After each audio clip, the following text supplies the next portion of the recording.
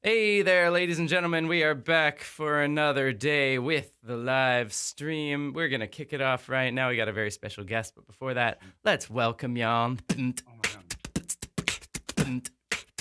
Oh, yeah. We got an old setup today. You can't see the looper, but that's okay. Let's do some bass. Yeah,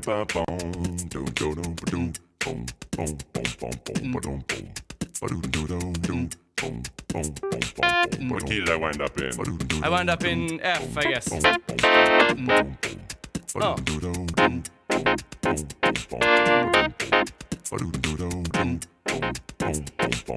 Oh, yeah, yeah.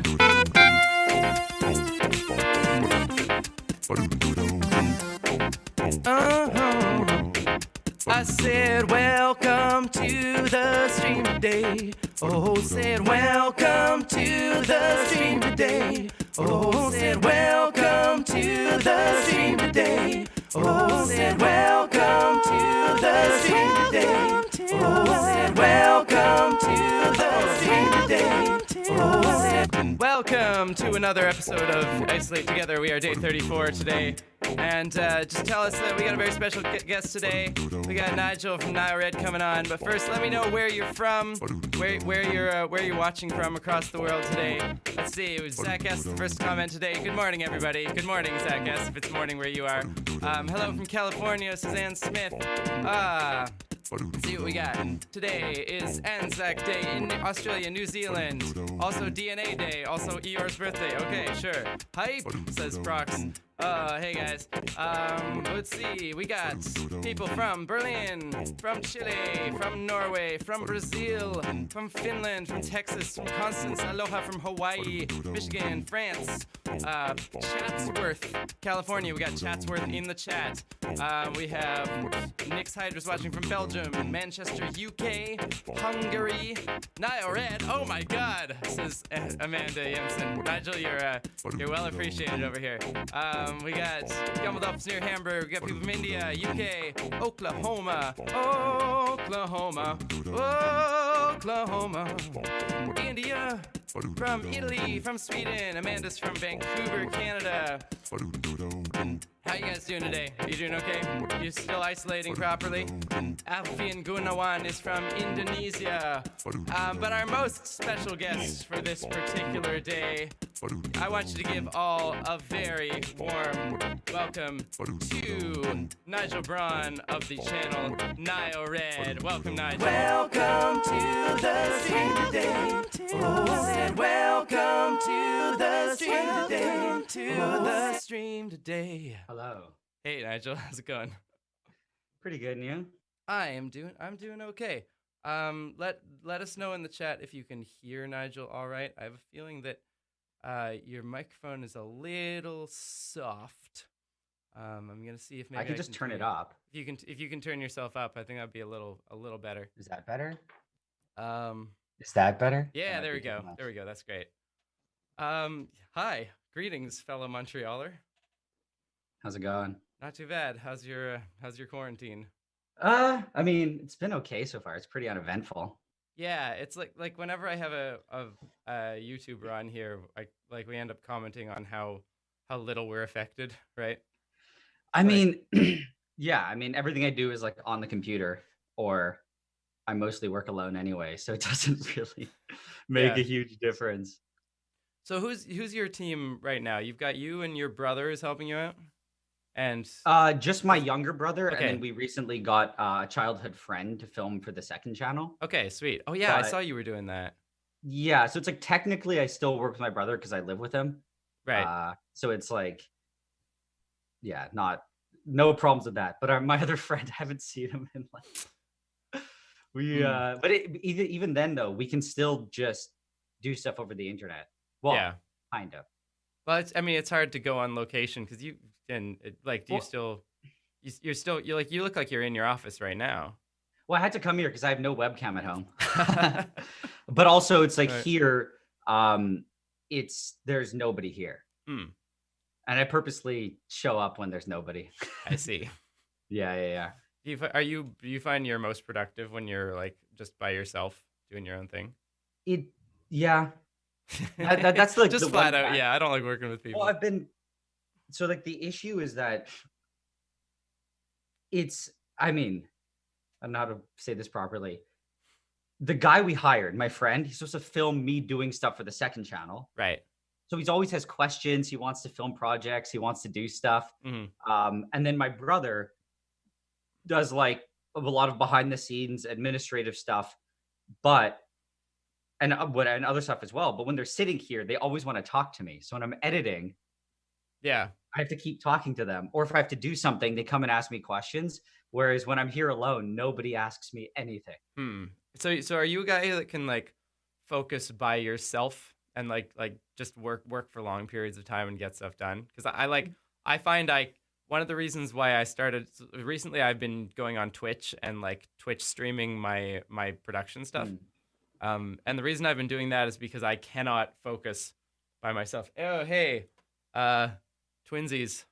Oh my God. The Nilered beaker. The merch. Hashtag. I have a problem where I can focus too much, so I don't do anything else. Okay. So it's like that's why I feel less, I guess, stressed working like this because I can make my own schedule. Yeah. So I don't have other people like tell me, "Oh, I'm going home in an hour. You have to get this done." I can do whatever I want. That's one thing. But it's like I'll show up here sometimes. Let's say like noon, and like the other day, I didn't like sit down until probably 10:30 p.m. And So then like how long do you work then? Are you one of those like? Well, I mean, I would just like I think I ate like something really quick. It's Okay. like that's the thing. I just did not stop because I don't know. And I Wait, even when I'm doing that, 10:30 p.m. until Yeah. when? no, I went from noon to 10:30. Oh, from noon to 10. Yeah. Yeah. I Wow. won't work overnight. But That's it's impressive. like it's bad because I also when I'm doing that I won't answer my phone.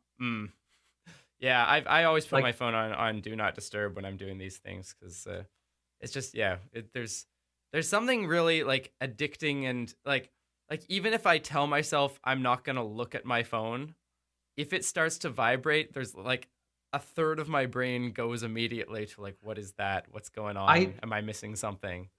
It's weird because when I'm working like that, I just don't care. I just don't answer it. That's good. And it's my problem. I don't do I neglect a lot of things that I have to do. We got Patrick from Tierzoo in the chat saying He wants a beaker. I need to get one of those beaker cups. Yeah, well, I mean, I didn't. Full disclosure, I didn't buy this. Yeah, I just gave it to you. I think. Well, because I don't know how many people know that we live in the same city. We have some old connections. Should we tell that? And story? we used to hang out. We used to hang out back in the good old days when free travel was still a human right. To be fair, we hung out, and then you went away for what, like 3 weeks or a month? Yeah. I guess that's true. I haven't seen you since then, eh?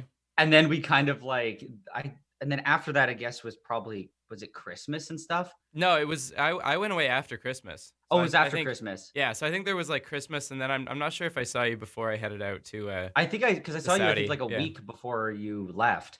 So it's like I think you came back, and then that was it. Yeah, it's like, hey, I'm back. Now we can. Never mind. Exactly.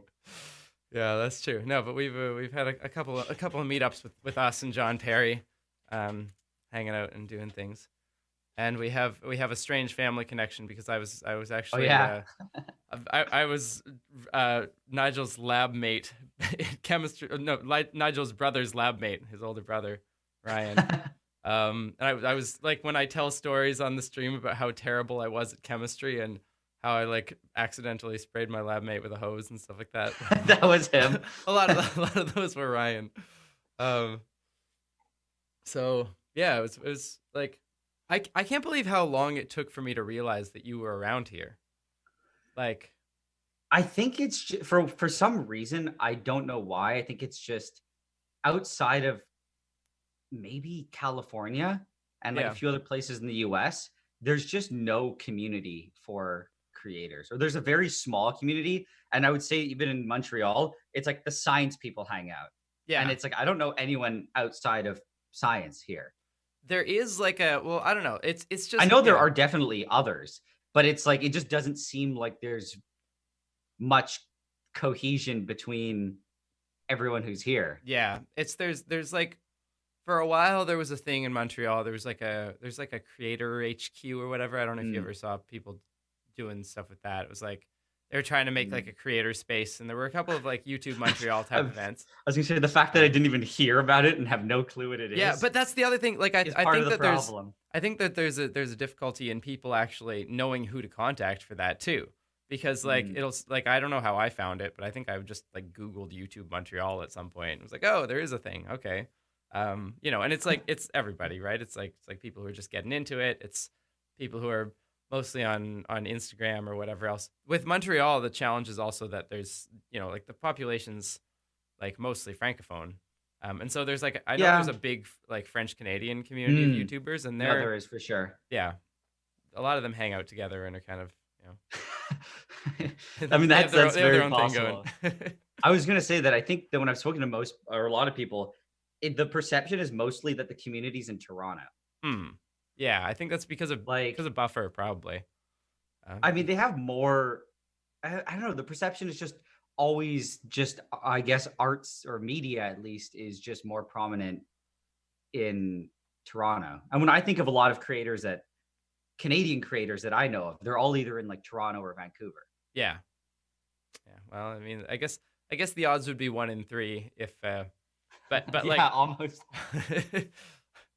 Because Canada pretty much has 3 big cities, and then like if you're within 100 miles of any of those cities, you pretty much tell people you're from that city because. Oh yeah, I think when I say Toronto, I just mean Ontario. Yeah, you mean like somewhere over entire west province. Yeah.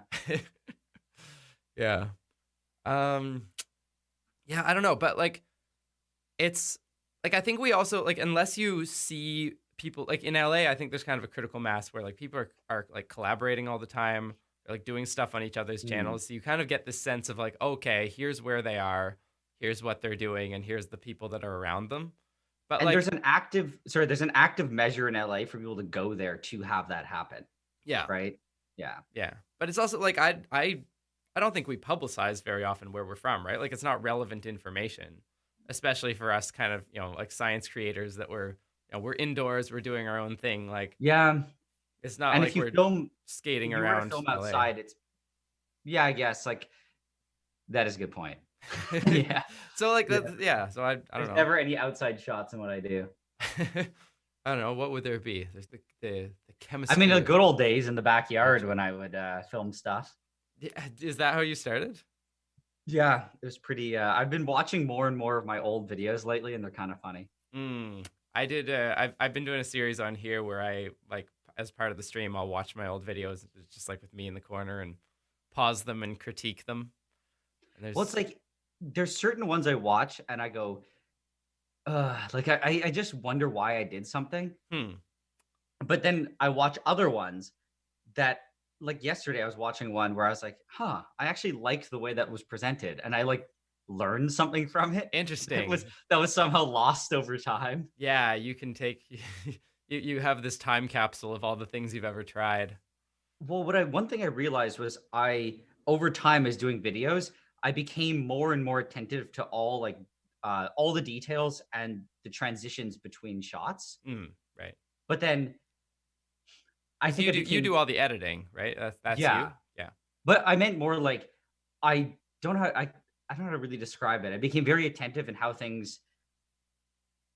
I don't know. It's continuity in the shots. But then I got to a point where it was like too much. I'd film so many shots that never made it.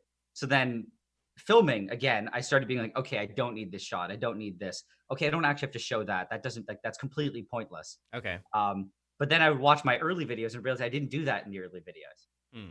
You just so shot it was something everything. that like I built up, realized it was not ideal, and then like dismantling. Then I was like, wait, I never did it in the beginning. So it was just a habit that I built over time. So it's something you got this impression in your mind of like, shoot everything is important, be super careful. Yeah, exactly. Yeah. And then it got to like a point where it was you'd film an insane amount of footage and use 25% of it. Yeah. But filming all that extra stuff made you take twice as long. So it was just like such a waste of time. Well, I think that makes sense though. But like, probably, do you think that shooting everything gave you a sense of what's important to shoot? Like, you get kind of a data bank of what these are the shots that I actually end up using. Here's some Yeah, and interesting stuff. I was actually thinking about it today. The biggest thing is because I think it's when I edit, I worry that I hate running into that problem when you're editing and you realize there's like a gap you didn't film or there's something missing. And Yeah, you have to just sit there and be like, okay, I have to somehow make it normal that yeah, you this have to footage isn't here. paper it over somehow. Yeah. Yeah, and that happens all the time. Like sometimes I film 20 seconds of something, then Mm. realize I want to talk about it for a minute, and you're like, oh no. So it's like you really want to make sure you have all the footage. But it becomes just kind of too much sometimes where you're taking 18 angles of the same thing, and then sometimes you don't even use one of them. Yeah. Yeah. I mean, I think I've gotten, because my videos have tended more these days towards like towards animation. I tend to I Yeah. don't have that problem as much because I can just go back and Mm. redo and animate whenever I want. I remember like there were a couple times when I've tried to shoot like live action, like cinematic type content. But I felt like, for me, I wasn't showing science in my shots. I was just, I was doing, like a music video or some sort of like gimmick on a storyline. And it's easy to think that you got way too much footage. Like for me, I found that I didn't get enough coverage, I think. Like I thought I had way too much footage, but then looking back, it was like, well, I just hate like 80% of these shots. Oh So I no. would cut it down, and then what was left is like, well, we can kind of make I it work. just yeah, and I was like, I just want everything to be set. Like trying to think of what I was gonna say actually. I just forgot. That's all right. But no, like I obsess a little bit too much about getting the shot exactly how I want it to be. And it Mm. makes things just take forever. Yeah, because like a lot of chemistry is pretty time sensitive, right? Like, That is the nightmare. So that's when I said I stayed from 12 till 10:30. It's because Mm. I had something that was time sensitive. So it's like you then have to set out like a time, like a plan yeah, on how you're going to execute the like reaction. this event is Because unfolding in front of you. yeah, because you don't have time to set the camera up. Yeah. So it's like you have to choose what to film, what not to film, and it's like things have to be pre-set up in a specific way so that you can just immediately jump to a camera that's already running. Mm. And that I haven't filmed because what I'm doing now is a lot of organic chem, Yeah. and I forgot how time sensitive a lot of stuff was. Where it's like you might have something where it's like pull it out of the ice bath, or sorry, pull it out of like a boiling water bath and put it immediately in an ice bath. Yes. Yeah. That was And always it's like my nightmare. you put it trying to do in, and chemistry. within 5 seconds, it starts crystallizing or color changes. So you're like, you don't have time to move a camera. Mm. Yeah. You have to just have two. Like that's why I have a second camera. You have two cameras set up, and one's already rolling. Mm. Yeah. What is, I don't know, like the aerogel one seemed, on the other hand, that every stage took forever. Like, are there any like really quick, timely ones in that? Because like I watched that video of yours and it was like, all right, well, I left this for 10 hours. Like, well, that's pretty easy to get that shot then.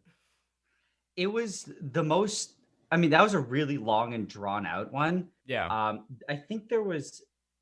Trying to think, there might have been a few shots, but that was like a pretty slow one. The most annoying part about that shot or that entire project was figuring out or not figuring out, filming inside the chamber, because I had to run the camera for I think an hour and a half or 2 hours at a time. Mm. Yeah. That it was just annoying to have to set everything, all the lighting up and everything to get it done. But besides that, there wasn't anything super, I would say, fast paced. Yeah. How long from when did you first have that idea of like or like start implementing like I'm making this aerogel video? Because I feel like you were definitely talking about it for a while. Like it was kind of was like after the ferrofluid one, that was kind of the next big whale. It was kind of last year sometime. Hmm. So like the biggest transition was I used to always just make whatever video I felt like doing. Okay. That's Uh, my current plan. yeah. But the problem was I never did the videos that I truly wanted to do Hmm. because when you think about, for example, like aerogel, it was just daunting because I didn't know too much about it. And then it's like you have to build a pressure chamber. You have to buy all these parts. Yeah. Um, and it's like I didn't even know how to order the parts. It was on I know now how to work the site properly and well and what all the parts are. But it's like you have to read up about I don't know, the whole backstory of how it's all put together, all the chemistry, you have to order everything. I kind of just like procrastinated all that. And yeah, you're like, well, I'll figure it out when I get there. And then when you get there, you realize it's going to take 2 months of figuring out. It was this transit, like Ferrofluid was the first time I was like, this project might take 6 months or a year, and I will just do a run every couple weeks. Okay. Yeah. But what happened, because there's the problem with the Ferrofluid video was there were so many variables. So going into it was first of all, I didn't know. I tried to do it with circuit board etchant. Circuit board etchant. What Yeah, is because that? it's ferric chloride. Okay. And so the first question is it pure enough to do it? So it's the right compound, but it's might It's be. FeCl3, and you also Okay. need FeCl2. So the Okay. idea in the video is you take FeCl3, you throw steel wool in another amount of it, and it will reduce it to FeCl2. Okay. That's what I did in the video. You got the two things. But it's like, was it pure enough? Because then on top of that, you have to know what concentrations to use, all the other things that you have to add, how fast you stir the mixture. I think there's like 6 variables that I had to work with. Not on top of not knowing if my starting stuff was great. Yeah, that's it's interesting. Like it doesn't seem like it would be that complicated when you see the idea of ferrofluid. It's like, okay, get some little magnetic thing, put it in some viscous thing, and you should be good to go, right? The biggest problem is that you have to make magnetite, but the problem is it can't be the particles to have good ferrofluid. I think have to be 10 nanometers. Ah, all right. Like if you have anything bigger, they tend to come together. And if you have anything smaller, they're not magnetic enough. Oh, they have to be like resisted by the viscosity of the fluid at low scales has to be enough to keep them apart. Well, they have to be colloidally suspended and so small that they actually are separated by the solvent molecules. Okay. So they're they're dissolved. But the thing is, if you get them too small, then they're the magnetic. I forget what it's called. The force, like the magnetic dipole or whatever, just isn't gonna. It's a specific term on each of them. Isn't strong enough to make a good ferrofluid because they're too small. Okay. Like you need to have them big enough that they can actually push and pull on the fluid, but not so big that they fall out of solution, but not so small that they're too weak. And every condition like concentration, reaction time, temperature, everything affects it. Even though, like I said, the rate that you stir it with. I think even the shape of your stirring thing will affect it. Is that true after you get it too? Like you've got to keep this thing at the finished fluid. No, once it's pretty. I still have some right now. It's almost a year old and it's still fine. Nice. But and then on top of that, I found out later the first run.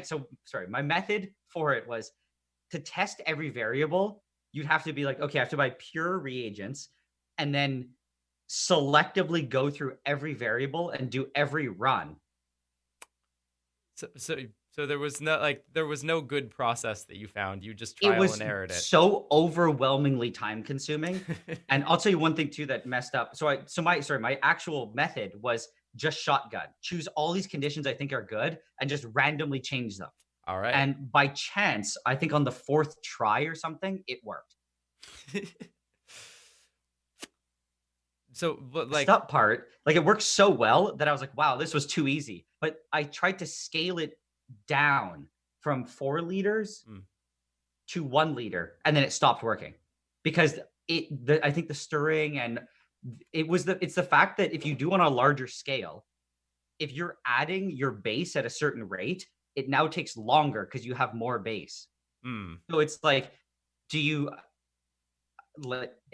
you're doing it on a smaller scale, your base is going to be added at the same rate, but you have less base, so it's going to be a slower. The reaction's going to be Wait, done when sooner. you say base here, you mean like the fluid that's being suspended in, or do you mean an actual base? Oh, sorry, ammonia. I had Oh, ammonia. okay. Okay. But it's like if you add that at the same rate and you have less amount to add because it's on a smaller scale, your reaction time is less. Right? So it means your particles have less time to form. Yes. So I I think think I think I'm following that. you know what I mean? I So will it's like, I will admit that I have a lot less experience. I would just say, so how the basic chemistry premise is, scales with size I'll just say, and with how if you physics have scales with size. if you have 4 liters, let's say you have to add 1 liter at a rate of a mil a minute. Yeah. You're going to take 1,000 minutes. But if you have to add 100 mils at a mil a minute, you're going to take 100 minutes. Yeah. But that means that your reaction is done 10 times faster. So you should be adding 100 mils still in the same minute. But do you add it at the same rate, or do you slow it down to make the reaction time equivalent? Yeah. I still don't know. Some sort of I don't really know why it molarity failed per on- minute or whatever. That's the thing. You might have to scale it like that. Yeah. But it just so happened to just be the right time duration, because that was the other thing too. If you don't let it sit there long enough, the particles might not get big enough. But if you let them sit too long, they might get too big. It's just a mess. Well, I still don't. I've been meaning to go back because it's so not consistent. like you but couldn't start an industrial scale Ferrofluid I really production wanted with this, to, though. and I tried, but it just wouldn't work. Like you wanted to have like vials that you could send out to people. Yeah, that's what my original plan was, but it just was Oh. so inconsistent. I mean, And then love I that. realized- That'd be great. I think the biggest failure after was when you wash the things. You have to use the minimal amount of alcohol, but I haven't even tested that. I kind of just like moved on to other stuff. Well, I mean, maybe I don't know if the ferrofluid side business is as it is lucrative, or whether it's as useful as doing more different. I think it would videos. just be more cool. Be interesting. Yes, Yeah. if you could make it really consistently, it's pretty easy. Yeah. If you know the exact conditions, but without knowing them, you just make garbage every time. It's just completely useless garbage. So it's kind of like an all or nothing process. Someone was asking what. I mean, I know the answer to this, but people seem to be confused what your logo is. Was that the first video it wasn't the first video you ever did. No. That reaction. It was just a really cool, interesting one, right? Yeah, and the reason it's the logo is because it's a circle. And it fits well. It's like, oh, this goes places. Yeah, I wish I had made my logo a circle. Would have been a lot easier to put in So various spots. it just happened to fit well. And I thought it was cool, so I put it as my end screen for a long time. Okay. What still is, actually. So then my brother was like, why don't you just put it as your logo? So it was better. The old logo was like a pixelated weird thing that no one knew what it was. So Was it supposed to represent something? No, it was another just random photo. All right. So I just put this on, and then it's been there for so long that I'm kind of stuck with it. Well, it's fairly iconic now, I think. I don't know. That's the thing. Like now it's been long enough that it's established as the logo. It's very recognizable. I don't know. I mean, yeah, but it never had any meaning. So that reaction is it's a clock reaction, right? It's some sort of there's a cycle to it. Yeah, it's just an incredibly complicated clock. Oh, I mean, all the clock reactions are complicated. I mean, all clocks are a little complicated. Is this clock, if you had to choose between making this clock reaction and putting together an actual clock, I'd probably say the reaction, actually. get Wintergaten and do both of them at the same time. A clock race. Oh my god. I mean, I feel like mine's way easier. Yeah. But sorry. It's a really interesting reaction though, because that's the kind of reaction that happens a lot in like life processes, like human development. Yeah. There's a lot of these clock cycles that are regulating things like your vertebrae and these like repeating segments that various organisms have. Like they're using enzymes and transcription factors and like this sort of thing. But like, I feel like this is in some ways closer to the complexity, the chemical complexity of like life than a lot of the times you do chemistry. It's like for manufacturing, and you're pretty much using stuff in equilibrium, you know? Well, so the biggest thing is that clock reactions are very similar, to biology, in just general biometabolism, like in general. Yeah. So it's like, it's just a push and pull between two separate processes. And and that's also, I guess it's why these reactions are pretty rare, because it's kind of rare to have these, like one of the biggest, I mean, besides the iodine clock. So I wouldn't say like these are clock reactions, kind of, but they're more oscillating, right? Okay. So this and the how I forget the name of the other one. There's another classic clock reaction that's a spin-off of the iodine clock, but it's how am I forgetting the name? Someone might know. Because the iodine's a clock reaction. It just changes colors and that's it. Okay. But there's another one that is based on, the Briggs-Rauscher. So it kind of does what the iodine clock does, and it goes dark, but then it lightens up again. And like there's very few actual examples of oscillating reactions that truly do go back and forth. And what's interesting is, I think the Belousov, the big difference is it's not stirred. You get to see what's actually happening. Yeah. Whereas the Briggs-Rauscher, the demos are always stirred. But you'll see it. You'll get the whole beaker will do something at the same time. Yeah. But you'll even see it in the iodine. If you don't stir it, you see it happens in different areas. Like it's not like a uniform change often if it's not mixed super well.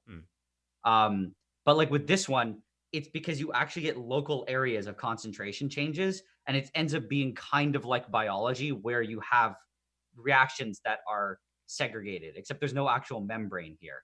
It's just segregated by, I guess, diffusion limits. Like they can't.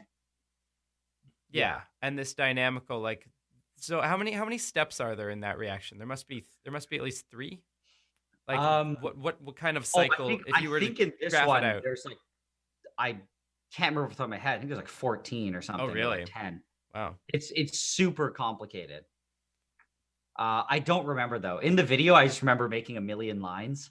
Because it's like, what do you mean a million lines? Sorry, a million lines on the screen being like, this goes to this, then this reacts, then this reacts, and then this reacts, and then it gets picked up by this. I just remember there's a million things going on.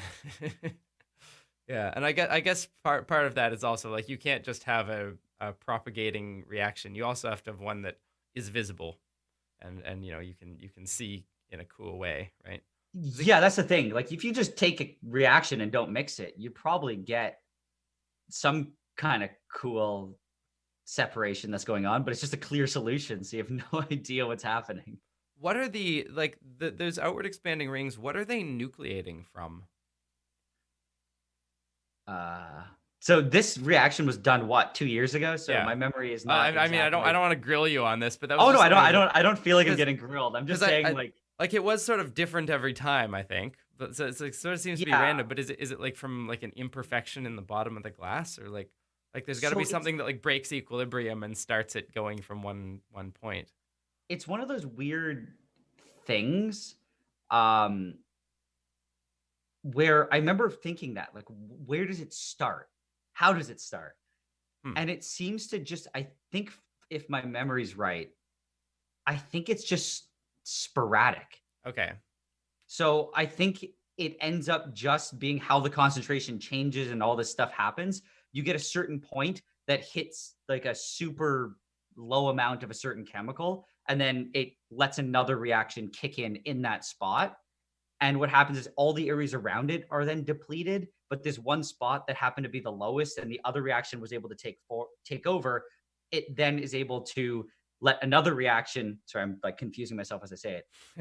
At the low point, the other reaction takes hold, and then as it produces a certain chemical, it triggers the area around it to also produce that chemical. Yeah. I think that's what happened. But it must be that before it starts, it's on some sort of unstable point where it's going to roll off in some direction. Well, I think it's just complete. If you just look at probability and stats, where if you just put all the chemicals out in the tray, like I had it, and just let them react, you are going to have certain areas that just, whether it's because of temperature or local concentration or diffusion and everything, You'll just sporadically have areas that just got depleted faster. Okay.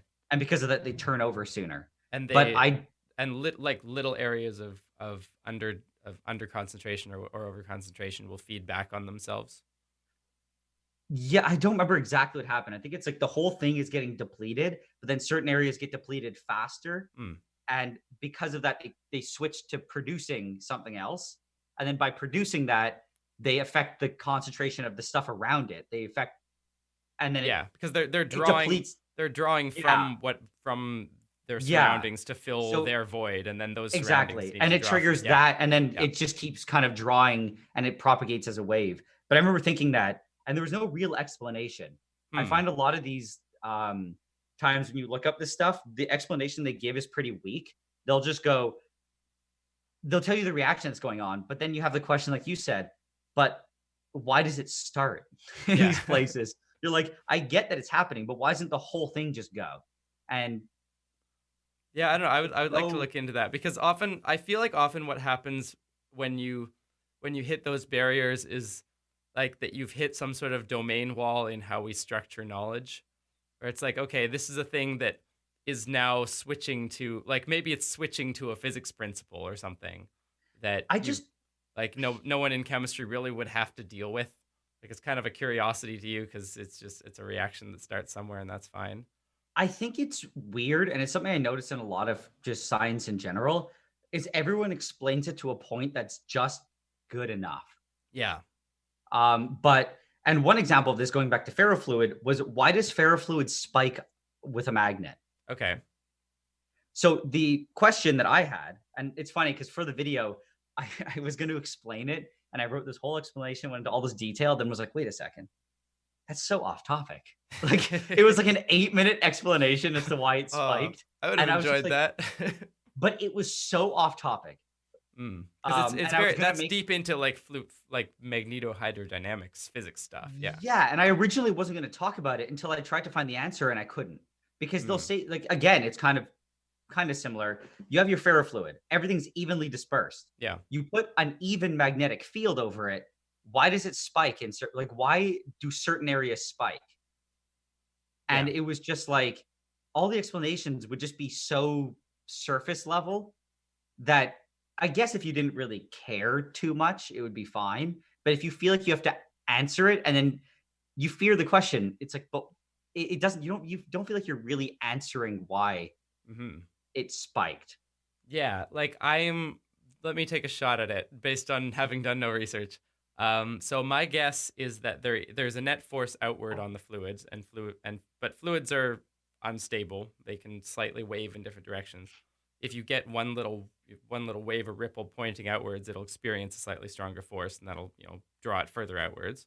So you'll end up with this spike shooting out, where you're like, the fluid is also concentrating magnetic field lines along it as it spikes. Yes.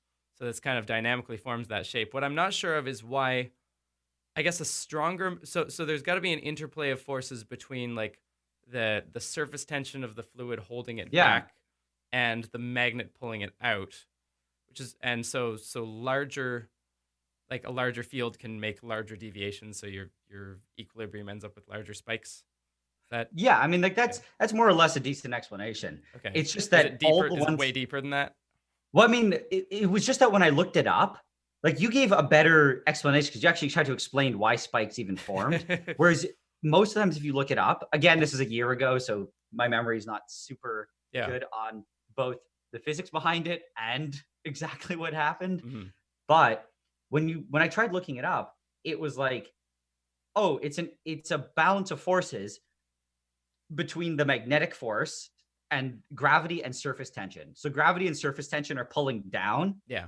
And the magnetic force is trying, I say magnetic force, I forget what it actually is trying to, I mean, it's magnetic and it's a force. I'm fine with that. But they just kind of said that. I forget the exact like physics term for it, but like, it's a balance between that, and the spikes are where the magnetic field is maximized. And you're just like, but that doesn't explain why the spike forms. Yeah, you have to know more about instability, like fluid instabilities and.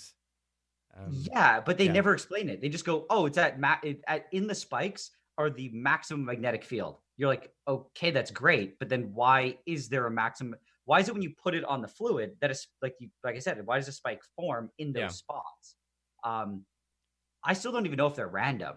They seem to be pretty consistent when you put the magnet on it. They seem to be, they're probably randomly nucleated, but then they move to a certain spot. Well, like a given field, because they seem to, like, if you've got a cylindrically symmetric magnetic field or whatever, it seems like they're able to rotate just fine. So I would guess that like the overall like size of the spikes is pretty determined by the strength of the field.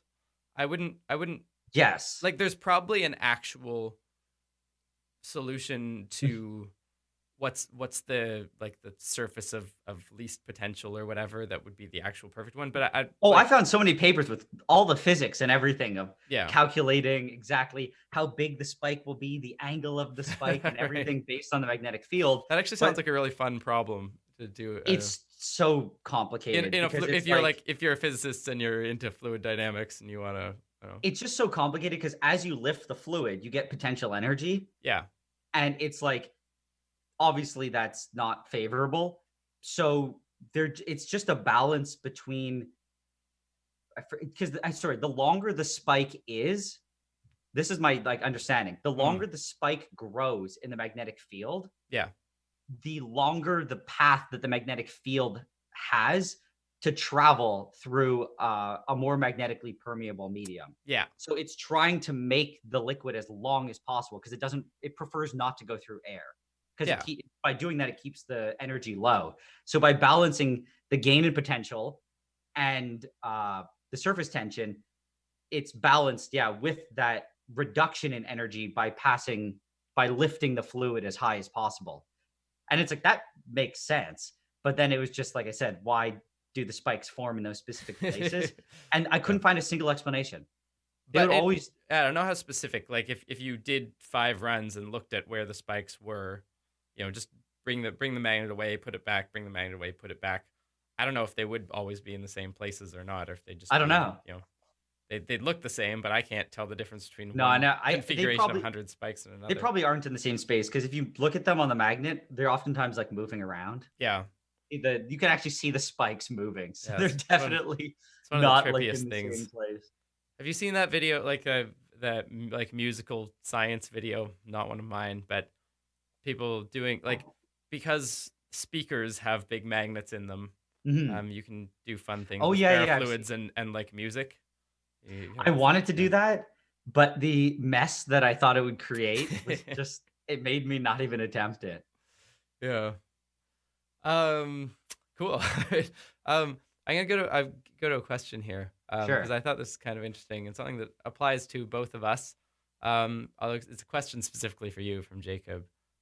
What's it like knowing so much stuff that most people don't know when you try to explain why stuff happens in chemistry? What's it like internally? I mean, So this I is don't the know thing, if I like, truly understand the question, but it's like, so what he's asking is, what's it like to just think about and know a lot about chemistry, but when you go to explain it, people just have no idea what you're talking about? It's like there's a lot of, I don't know, I get to this problem sometimes when I am trying to explain something that has like 4 or 5 levels of understanding that need to be built up to it, right? So, for example, if you're talking about, I don't know, this oscillating reaction, and you're trying to explain it to like a fellow like chem grad, you'll have one sort of explanation for it. But if you're trying to explain it to a preschooler, you'll definitely have another explanation, like a high school chemistry person. Like there's, Well, I would say, yes. yeah. No, sorry, finish what you're saying. Well, I feel like it's easy to explain something if you have if it's like one level of knowledge removed from what the person already knows, but it's a much trickier problem to like get 2 or 3 layers up. And I think that's often what I'm trying to do when I'm trying to figure out, like, okay, let me try to explain quantum field theory to high school students in a way that actually will make some semblance of sense. I mean, that's just the entire struggle of making the video in general, right? Because if you want to be technical, you go off the rails, and the problem is that even people in the field won't understand what you're talking about. Yeah. So it's like, I have the same issue because my brother he's a degreed chemist. I'm not a Right. degreed chemist. He actually Okay. knows more about a lot of, I guess, like quantum, a lot of more in-depth inorganic stuff. But I'll talk to him about stuff and he goes, I don't know. Yeah. And the reason is because once you go so specialized into a project, there's nobody who can help you except people who are doing exactly that. Yeah. It's I remember- just niche. Like one thing, it's probably actually the next video that I'm going to be doing it on. I was trying to make phosphorescent powder, so glow in the dark powder. Okay. But it's like, it's so specialized in why things glow in the dark that it's like, just being a chemist doesn't let you know enough about it. So just it's like- the general theory behind phosphorescence? Yeah, like I'm saying, like, the general theory, but when I'd ask him, being like, do you think if I do this, this, and this, it's still gonna phosphoresce? He'd be like, I don't know. Right. He's like, I know what phosphorescence is, and I know why it happens, but it's like when you ask him, oh, do you think the crystal structure, why in the crystal structure of this chemical does this metal cause it to phosphoresce? And he's like, how would I know? Yeah. And you have to like find some random papers that some guy specifically researched on that. Otherwise, like you start asking people questions and stuff about that, they're never going to know the answer. Yeah, And- it's just the amount of specialized knowledge that exists in the world is immense and doesn't fit in any brain. Yeah. So I'm saying, like, it doesn't matter whether people know about chem or not. If you, or it's in any field, if you really go in depth on one topic, people just, they're not gonna, they'll understand, but sometimes they're just like, look, I don't know. Yeah. But I think a good example of someone who doesn't know any chemistry is my mom. That's good. He's Good like, to have that control. but trying to explain stuff to her is I think I've said stuff before. She knows like zero about chemistry. She'd like absolutely almost zero. So when I explain stuff to her, if I have a problem and I want to be like, oh, I ran into this issue, I really have to explain it differently Yeah. because So how do you go about doing that? 'Cause for me, I find I have to, like, this is what I was saying. I have to lay a lot of, because I do the same thing, but I have to lay a lot of groundwork to make it work. I'm like, okay, let me start with like, there's these things called electron fields, and then like with my mom, I don't do any of that. okay. I don't even explain what really happened. I explain kind of more what happened, not the science behind it. Okay. So it's like, because she knows nothing. I'm not gonna teach her all the chemistry. Hey, So you it's could try. more- I don't know. Like my She's I feel like my goal is Yeah. always to see how far I can, like, to what level of non-understanding I can reach and pull them up to some level of understanding that's actually genuine. I think my mom is so busy that oftentimes too, like she's just not dedicated enough. She's thinking of so many other things that there's just no way I could Yeah, like teach she's her all that. she's more there to support you in that moment Yeah, so, than like- than to learn the details of chemistry. Exactly. Yeah. So if I go into if I explain stuff to her, I'll be like, today I think I heated the reaction too much, and that just caused I'll be like, it just caused it to fail because with too much heat, it can make other stuff form. Yeah. That makes sense. But I'm Yeah. not gonna tell her like chemical names or anything. And she goes, oh, that sucks. What could you do to like fix it? I'm like, well, I might do it again and just really make sure not to overheat it. Because and then I might tell her, because she likes cooking a lot. So I'd be like, it could be like, it's like in cooking, if you leave it in the whatever on the stove too long, your Yeah. food can be terrible. And so she's like, oh yeah, okay, that makes sense. So just be very careful next time. So I go, okay. And I'm going to her, like you said, more for just being like, oh, it sucks that it didn't work. Yeah. Then I'm not looking for her to teach me how to fix the problem. Fix your reaction and solve your problems. But I find most people can't help me because, like I said, you go so specialized into something that it's something that you kind of just have to try. And it goes the other way too. I have people asking me questions and I don't know. Like, I'll run a reaction and people go, do you think that if I tried it with this chemical instead that it would work? And I was like, my instinct is probably, but Yeah. I guess I'm not going to tell you yes or no. it's easy to like, I don't know, to give the impression if you make a bunch of videos where you talk about things that you really worked out and know well, like I guess people can easily get the impression like, oh, this person is an encyclopedia of chemistry and they're just popping this stuff off the top of their head, and now I can ask them any of my questions. It's very similar to cooking. So it's like if someone makes a really good meal and you ask, do you think it would be better if I added, I mean, simple would be like more salt. Everyone knows what that would do. Yeah. But you'd be like, do you think if I did this, this, and this, that it might be better? You're like, you're going to have to try it because it's so complicated that by changing small details, for example, you might change one condition that makes you get a purer product, but you get half the amount. And you're like, was that better? It's like, maybe. And sometimes it just causes it to fail for some unknown reason. So there are a lot of times, why in research chem, it's like you have to do it. Doesn't matter how much theory you have. Doesn't matter if literally your molecule, you changed it by like one tiny detail. You have to do it multiple times and prove that it's repeatable, because sometimes things aren't. And I don't know, it's so finicky. Yeah, that's the thing that definitely frustrated me in chemistry, was how it seemed like you could do all the steps precisely right, and at the end of the day, not only is it not how it's supposed to turn out, but you have no real sense of why it isn't how it's supposed to turn out.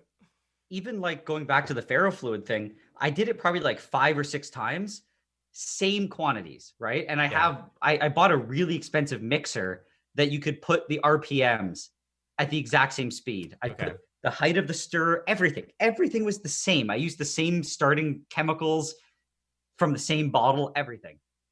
And I would add it at the same rate. But for some unknown reason, the reaction would just sometimes take more base. I don't know why. It would just, it's the same everything. And it would be like, you use 10% more base this time. You use 10% less base. You use 20% more. And I'm like, why? Yeah. I don't know. Which is the nightmare of how unrepeatable that stuff is. And it's like the RPM's the same, the container's the same, everything's the same. And why is it different? And there's the world. I mean, I don't know. That's a decent lesson about the world, I guess. You know, this is the constant existence of unknown unknowns. Oh, hey, Nigel's gonna take a drink. We're all gonna take a little hydration right now. take our beakers. If you've got a Nilered beaker, if not, you can order them from, I don't know, however, Nigel. No. I was gonna say, don't advertise it. The problem right now is, I started. All the glassware stuff was just being sold by me. Then it got so much work to pack everything that I hired my mom, and she likes doing it. But now the problem is my mom just gets overwhelmed, and I don't even advertise it. Your family is a victim of your own success. So no, it's just my mom who works like whenever she feels like it. Yeah. So it's just funny because now we actively try not to mention it, so my mom doesn't get. Because she'll get like, if she got 3 orders a day, that would be a lot for her. Okay. So it's like, you know, I feel like I love I love that you're a mom and pop shop in a way. Like it's okay. I've got like my brother helping out, my mom helping me out, but dude, you do have like a very, very large following, and you could probably hire someone to package glass. Well, we're trying to merge the glassware sales to DFTBA. Oh, interesting. Because I just told my mom it's a waste of her time to box stuff. Yeah. She started doing it as a favor for me. And then I was like, well, that's a time-consuming favor, so I pay her. Okay. And it's like, I think I lose money overall. So it's but I'm pretty sure on like, it might be balanced by good months and bad months, it's a loss. I don't know. But it sounds like you need to do some bookkeeping on this. But the problem is, it's more my mom. She finds it like relaxing, I guess, to do, and she likes helping out. But I told her ultimately I want her to not do any of that anymore. We'll move it all to DFTBA because my mom, her job before she had us, she was an interior designer, and she really likes graphic designing and everything. So I was like, you shouldn't be packing boxes. Yeah. In our like in your basement. You should be coming up with designs. You should be, and she's really good at like business planning and doing like a bunch of other stuff. So I was like, that's what you should be putting your effort into, because that's what she likes doing more and is very good at. But for now, she likes it. She doesn't have to pack that much. Like she tells me it's like 30 minutes or an hour every couple days or something. Fair enough. Yeah. And real family business though. I mean, my dad does nothing. So all right. My older brother does nothing. Ryan does nothing. So they're off doing only doing partial family. Things. Yeah.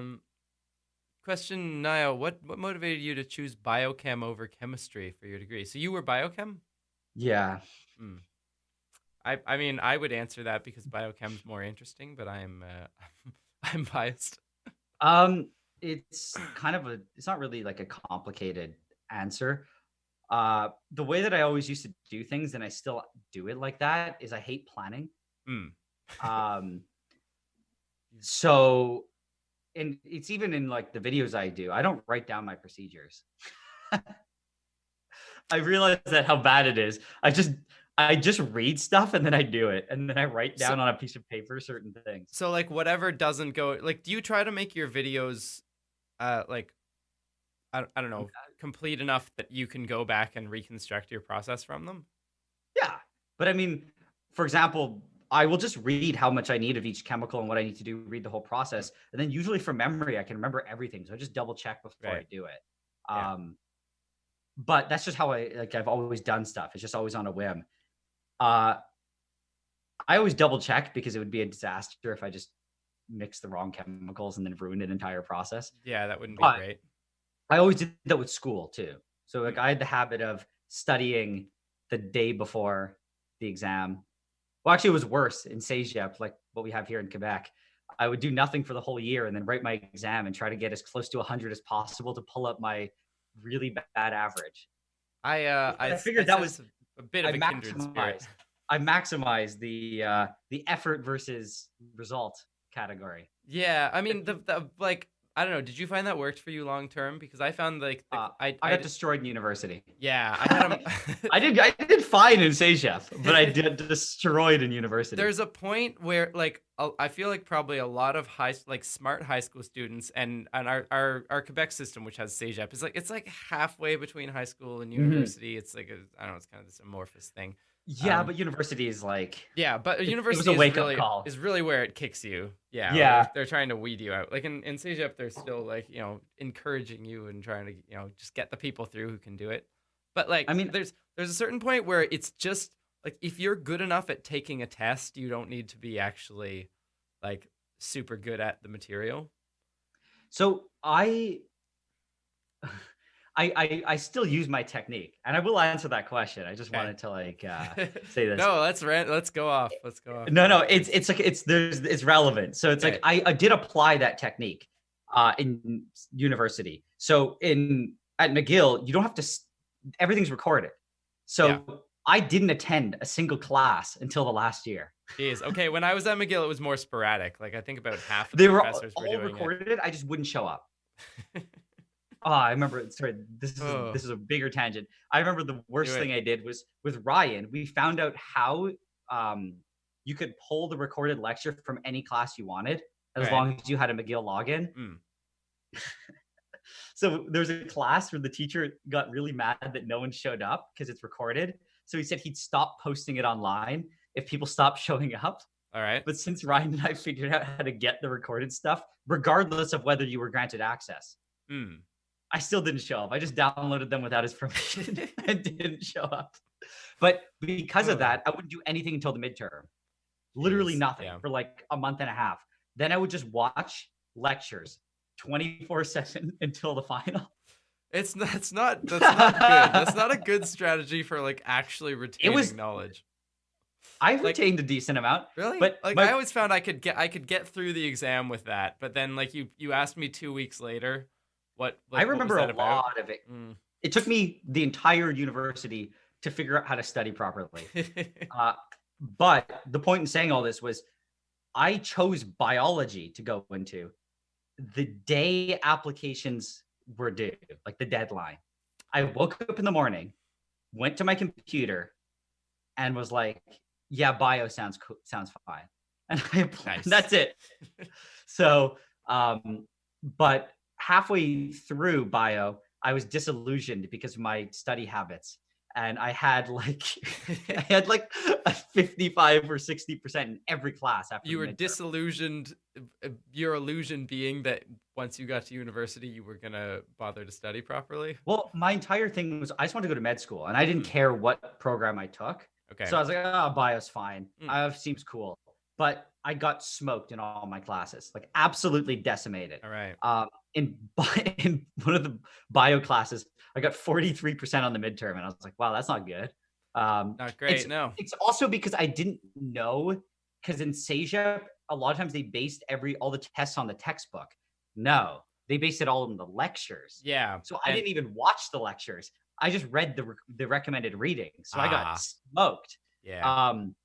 I ended up by I've realized that the other way by the second year of university and stopped buying the textbooks.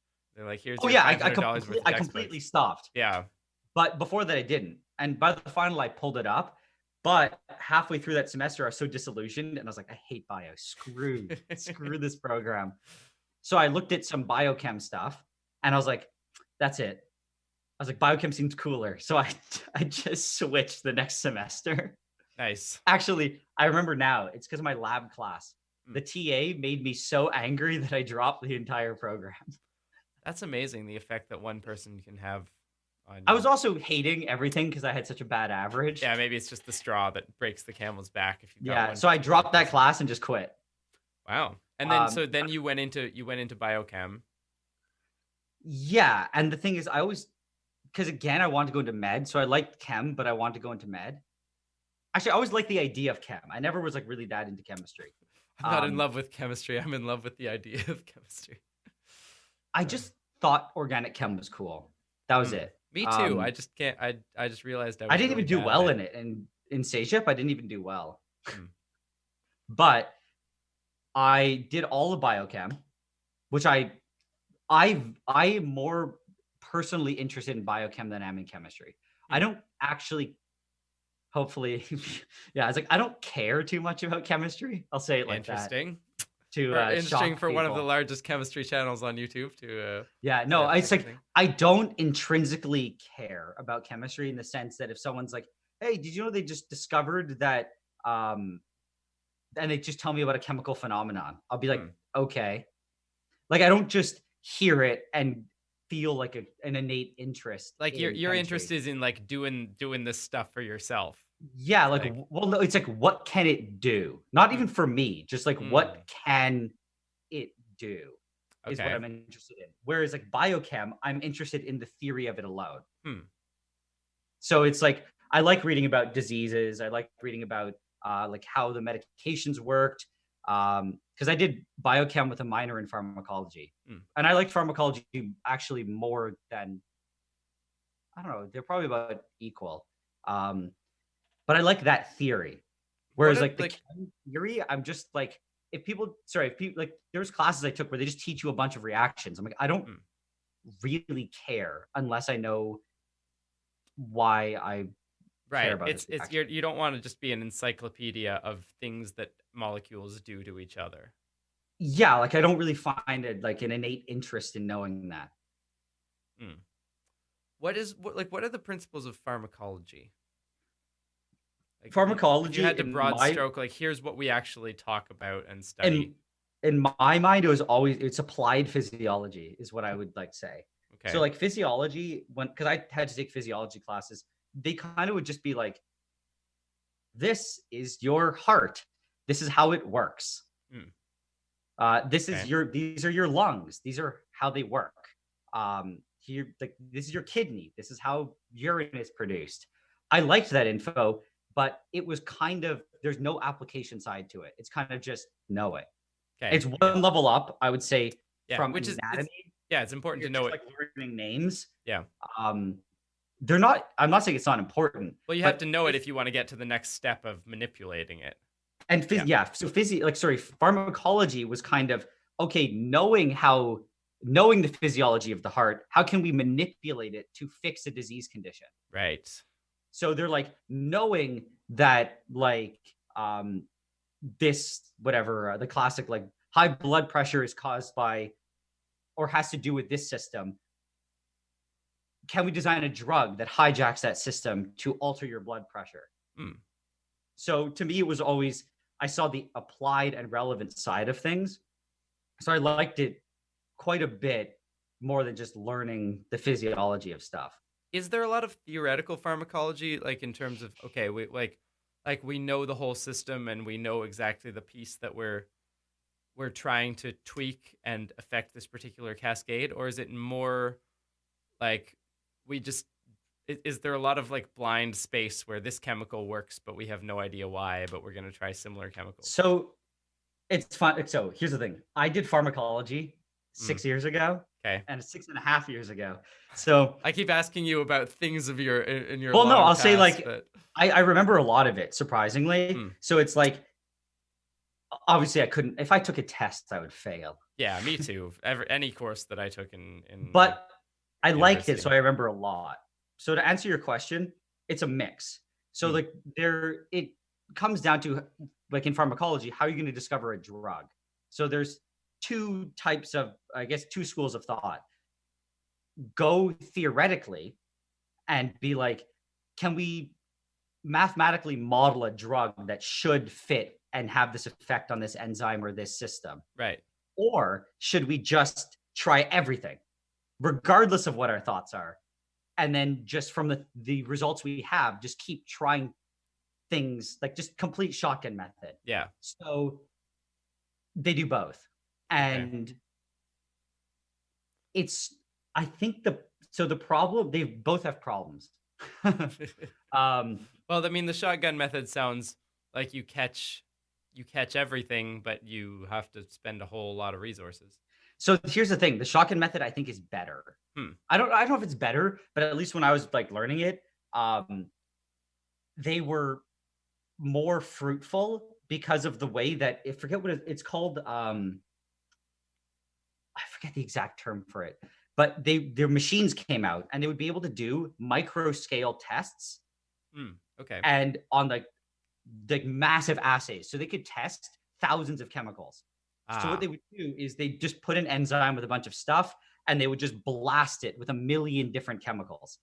And then based on what worked, they would just then either make a bajillion derivatives of those and then try that. But it works pretty, like, I don't know. It's okay. So it's almost like an evolutionary algorithm. Like you kind of what kind of works, and then you tweak it a whole bunch of different ways, and you try all of those. The problem with it is it's so, like you said, it's complete blind work effect. It's not completely blind, but it's more or less blind. But the benefit, I'll actually explain the other part too. The problem with the other part where you design everything beforehand is the problem is that our models don't explain everything.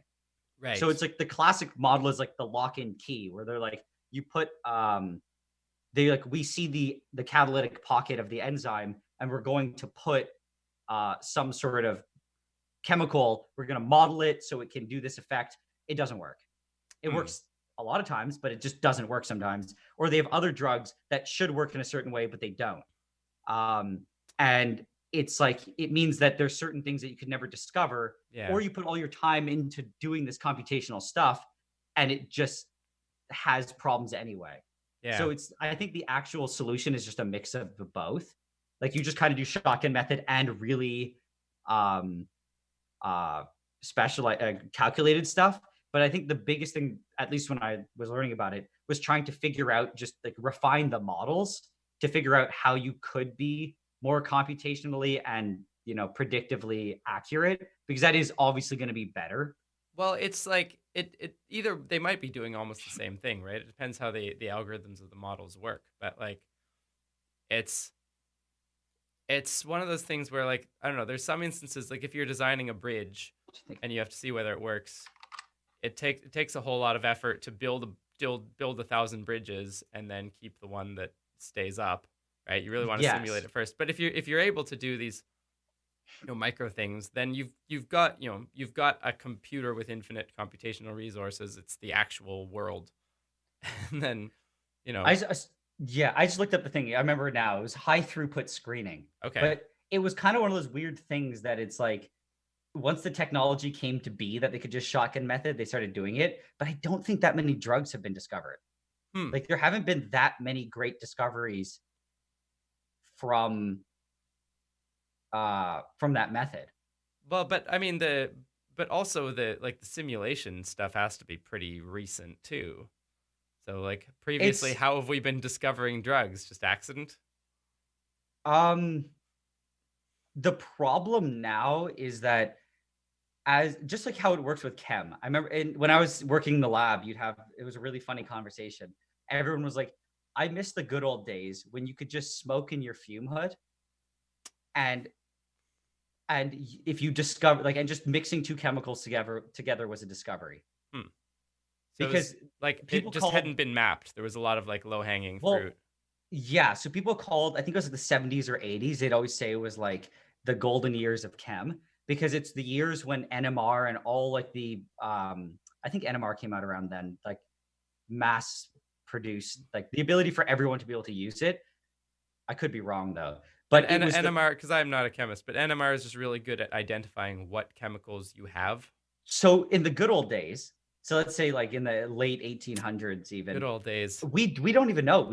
As like PhD chemists, we're sitting there like, how did they figure this out?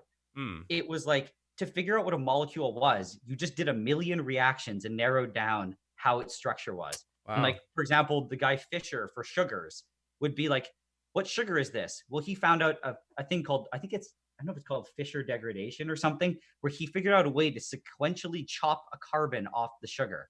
Okay. So he figured out how to differentiate between 6 carbon sugars, 5 carbon sugars, and to know their 3D orientation and stuff. But it's all just by like random reactions. You kick off a CO2, I think, and then measure how much CO2 you got. And you're like, okay, I kicked off 1 carbon. It was just like crazy. Yeah. And spontaneous insight, like benzene was literally thought up in a dream, right? It's like that's the thing that you always use as the meme of like, I don't know how it works. This came to me in a dream. It literally did. It was just crazy. People they would come up with 3D structures of stuff, and you're like, how? But they would just do random reactions that would just narrow it down to only one option. But NMR to me is like kind of cheating. Okay. Nowadays, it's not cheating. It's just the ease of use is stupid. Like I needed to find out. I had to do a lot of like full chemical. It's still really hard. Like if you have to characterize a large 3D molecule, it's really hard. But I have zero sense of how that works. Of how you turn like an NMR spectrum into a 3D shape. Oh, you just learn how to read it. Okay. So like the thing is, I've only ever done 2D NMRs. So I don't see any 3D. So I'm not able to, I never actually got far enough to learn how to do like stereo stuff. So like knowing where stuff is in 3D space. But it was when I had to do like chemical analysis to find out a chemical I made. To me, I was just like, in the good old days, it took you like months of random reactions. What I did was I filled a little NMR tube, put it in the machine, just said, run every test. Okay. I come back the next day. It's emailed to me. I don't even have to go. And then I pick it up when I feel like it. And one of the things was, I think if I remember correctly, it's depth carbon NMR. So it literally, the way that it does it with the magnetic field, it pulses it in a way that just on the NMR sheet that you get, the carbons that you pulsed in a certain way will be flipped. So just by looking at it, you can know which peaks correspond to which, like the carbon, if it's a quaternary carbon. So if it has like 4 substituents, or if it's connected to if it's connected to 3 other carbons, 4 other carbons, or 3 or 2 or 1, you can just look at it. And then from that, you can build your carbon skeleton. And it's Like to me, it gives you like a map readout of here's where these carbons are. well, I just got like all the stuff, and you look at it and go, okay, from this, I know I have 2 carbons that are connected to 2 other carbons, 2 carbons that are connected to 1 carbon, 2 that are connected to 3. And I know basically kind of the reaction that I started with. And you could just draw your carbon skeleton almost. If it's a relatively simple molecule, you could just draw your carbon skeleton from it because there's almost only maybe a couple options. Okay, yeah, you take all those, and then you run your hydrogen NMR, and based on the hydrogen NMR, you can tell some other things, and it'll just eliminate one of them. And you're like, okay, this is my carbon skeleton. Like, this is the basic skeleton of my molecule. And it took a day. Sweet. If it's a simple molecule. If it's not a simple molecule, it can take like a really long time and do multiple tests. Yeah, because the information that you can get from how many of each type of bond are there will work if you could get really you've got 1 or 2 of each. But if it's like here, there are 50 carbons that are bonded to 2 other carbons. But and you start doing 3D stuff and like, but it's kind of crazy. Like if you just found a white powder, like in my lab, I could just run an NMR and run an hydrogen NMR and carbon NMR, and probably within like not even 30 minutes, 20 minutes, just because I haven't done it in so long, I can just tell you what it was. Whereas like in the past, it would be like, I was going to do a video on this. It would take weeks, probably, of just random tests. If you had no clue what it was. Because you just had to probe it with various chemical reactions. Well, you just measure its melting point. You measure its boiling point. You measure what it can dissolve in. Like you figure out what it can dissolve in, what its solubility values are, if it burns. Like you just do everything, and then you have to like make a table and try to figure out what's part, like, and then react it with other stuff and go, oh, I think it has this part in it. It's a mess. But it was a huge tangent. But the reason I mentioned it was it opened up a crazy amount of ability for people to just do research. Because if you did a reaction and you know what you made, just run an NMR. Right? You don't have to sit there and spend like weeks trying to figure it out or prove. You just NMR. And it's like, oh, I made this. And there's like a lot of other analytical techniques that came out that just let chemistry kind of explode. I haven't really looked too much into it. That was just like what we'd always talk about in the lab. So that was like in the 70s that happened. I don't actually, this is just something I'm thinking about it now. It's just something we talked about a lot, but yeah, I've never actually looked this up. There's a lot of, I mean, in physics, there's a lot like that too. There's like lore that you learn as a physicist. There are stories that people tell about your field. Yeah. And like, sometimes they're not even true. Yeah. A lot of the time they end up being like pretty big simplifications of the truth. Like that it's a story that's been simplified to the point where you can fit it into like the beginning of a lecture. But it's like, I don't know. I don't know if I necessarily have a problem with that. Like it's a problem if someone like gets shafted in the story that someone was really important that didn't get in or whatever. But I said there's a comment here saying, I doubt you'd be immediately, I don't know if he's responding to somebody or if it's just me. I doubt you'd be immediately informed, but look on Twitter, there's a lot of scientists always dropping new literature. So I should qualify and say, it's not that nobody's making new discoveries and that new discoveries aren't possible. Like I'm not at all like saying that. And there's still so much to discover. And it always triggers me when my friend is like, everything's been discovered. I'm like, if you say that, then that's got to learn a bit more. That's much more true of physics than it is of chemistry. But it's not true of physics either. No, it's not. I think of any field, it's not true. It's just that it just becomes so much more specialized. Yeah. In that your discovery is not. I'm looking back in the literature. It's hilarious when the person's like, this gas seems to cause wood to burn brighter. I'm going to call it oxygen. It's like in those days, it was just like in the scientific revolution, it was insane the amount of discoveries that people were making because you could just look at anything and almost discover something. Well, now it's so specialized. Like what I was doing was inorganic catalysis. So like palladium catalysis in organic frameworks for organic one-pot reactions. One pot means you do it all in one beaker? In one shot. Yeah, you mix we mix like multiple reagents in one shot, and then you have a palladium coordinated like a palladium catalyst. Well, that's coordinated with an organic framework around it to catalyze a one-pot reaction. and we were specifically trying to make one type of molecule. The lab I was in, he makes a lot of great discoveries, and they do really good work. And some of the stuff is like really impressive, but it's like it's not the same as, like I said, going back to like the 1900s, where people were discovering these fundamental reactions. Right. But it was a real revolution. They were getting this whole new framework of, okay, it's not alchemy. What is the world made of, right? It's like, oh, wait a second, the entire world is made of chemicals. Let's go and look at anything and try to figure it out, right? That's the thing. They were there's discoveries to be made left, right, and center. Whereas now it's like everything's so specialized. But I think that when NMR came out, it revolutionized stuff a lot. But since then, things have branched out, just like I say NMR, but like a lot of other analytical techniques and other like obviously just developments in general caused it to get so much more specialized. So now it feels like making like a big discovery is so much more difficult, like one as impactful as I'm talking about like the fundamental ones. Yeah. But they're like I wonder about specialization in academia generally, because I feel like it's like you can maybe pin it on particular things in particular fields, but if you zoom out, you can see the broad truth of specialization has happened everywhere, right? And like it may be for similar reasons that we've just been doing science long enough that we've, like there's not room anymore for someone to run in like Einstein and discover 5 new revolutionary things in 1 year. I mean, the reason that he's well known is because he was obviously an exception. Yeah. But it's I don't know, because it's also the case that what Einstein did was to like read enough from a whole bunch of different places that he was like putting stuff together. Like a lot of the stuff, he was like a connection maker.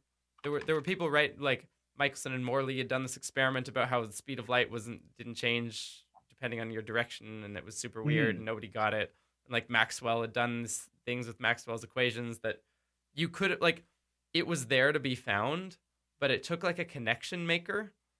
And that's the thing that I worry about with or maybe not worry about, but I wonder if we're gonna see, or if we can get like a push to the other direction, because I feel like there's so much in the, like with everybody knowing everything about a very small pocket. Probably the big discoveries are to be made like bridging those connections between, I don't know, like even within different parts of chemistry probably, but like between physics and medicine, and between geology and psychology. I don't know, like where these connections are. I totally agree with you. And I find that, yes, definitely as people get more specialized, you kind of lose those connections. Yeah. So you end up, everyone kind of gets even more separated. Like I want to say one thing though. Yeah. Somebody mentioned X-ray crystallography, so I looked it up. Apparently it was discovered in like it says on Wiki, like the early 1900s. That was also obviously an insanely powerful technique. Early 1900s. Which is both used in bio, like it's incredibly important in bio and what's it called? Chem. Yeah, I didn't know it was that old, because when it says NMR is from the 40s and 50s, it was discovered and people got the Nobel Prize in 52. Okay. But at the time, I'm sure if you're getting the Nobel Prize in 52, it's not like globally used everywhere yet. But because DNA pretty old. The structure of DNA was worked out with X-ray crystallography. And that wasn't even that long ago. Yeah, that's like, I was under the impression that it was a very new technology then, but maybe the thing is, a lot of. The thing is, I think if you look up, for example, like LCDs, they were discovered, I think, in the 60s. I can look it up. Like LCD displays? Not just the concept of a liquid crystal. Okay. Yeah, the background is in 1888 they discovered the chemical, and it was in the 60s that a guy working at RCA discovered. It says that like he could achieve making colors with them. Interesting. It takes But that's the whole point. It's like to come into technology. Yeah, but people knew that they existed. What I did want to say too was, because you're talking about like the specializations, one thing that I found particularly, I guess, interesting and kind of sad at the same time is what's kind of weird is that as we get more and more in depth about our knowledge, I say mostly because I'm more knowledgeable about chem. The biggest thing is that I said that there weren't that many discoveries. We don't hear about a lot of them. So a lot of the major discoveries are industrial ones. So to be able to produce certain chemicals more efficiently, you don't hear about them. You just never do. Because why would you care that styrene is now 10% more efficient than it was 5 years ago? Do they get I'm making published that somewhere? up, Like but could someone sorry? go and look at that, or is there a lot of Oh, also like there, industrial secret patented like so this is walled off they kind of stuff? are a lot of times they're kept kind of secret, but they're also semi-public because they're all developed by the major like Dow, all the major chemical companies. Yeah. But it's like some of them were pretty. There's a few major discoveries, but what I think is kind of sad is the idea that as we've gone along, we discover more and more, and we get more specialized. And one of the biggest things that we're getting in chem now are just catalysis. Back in the good old day, it was just mix stuff and go. But the big rage now is like catalysis and like catalysis. That's all about efficiency, nanoparticles and stuff. Yeah, just to like maximize efficiency. Yeah. But all the processes become super, I guess, unattainable for the average person or the average small scale, because they'll be like, oh, we found that they're always trying to make it low pressure and low temperature, but sometimes they'll be like, we have this very specialized catalyst that you could never feasibly make yourself. It's like some sort of nano web structure or whatever. Whole catalyst bed is super crazy. Yeah, it's like super specialized to make, but it made the process way better. So they abandoned the old one. Okay. But the big thing is that old one replaced an older one and it goes down a chain.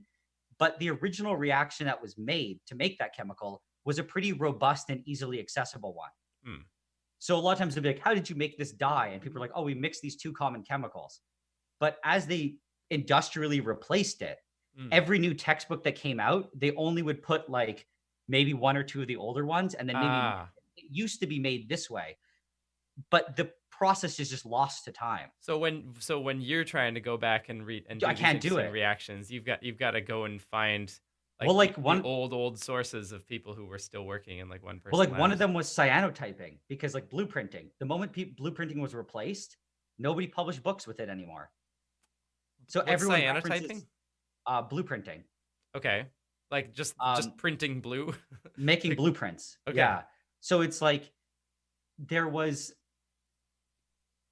It's they just kind of, people just stopped talking about it. So even there's one to uranotyping, so it uses uranium. Interesting. The only source I found for it was a book a guy sent me from like I think 1890 or like 1910 or something, because no one else talks about it. No one really has a purpose for it. So this information kind of just gets. I mean, that's just because no one uses it, but also there's some other processes that just got replaced over time, and they were so kind of specific to make that one chemical that when they found a better method, they just abandoned it. And again, the cyanotyping, I was trying to make the precursor chemical for it, and I had to follow a paper from like, I think like 1800s. Nice. Because it's the only source that I could find on it.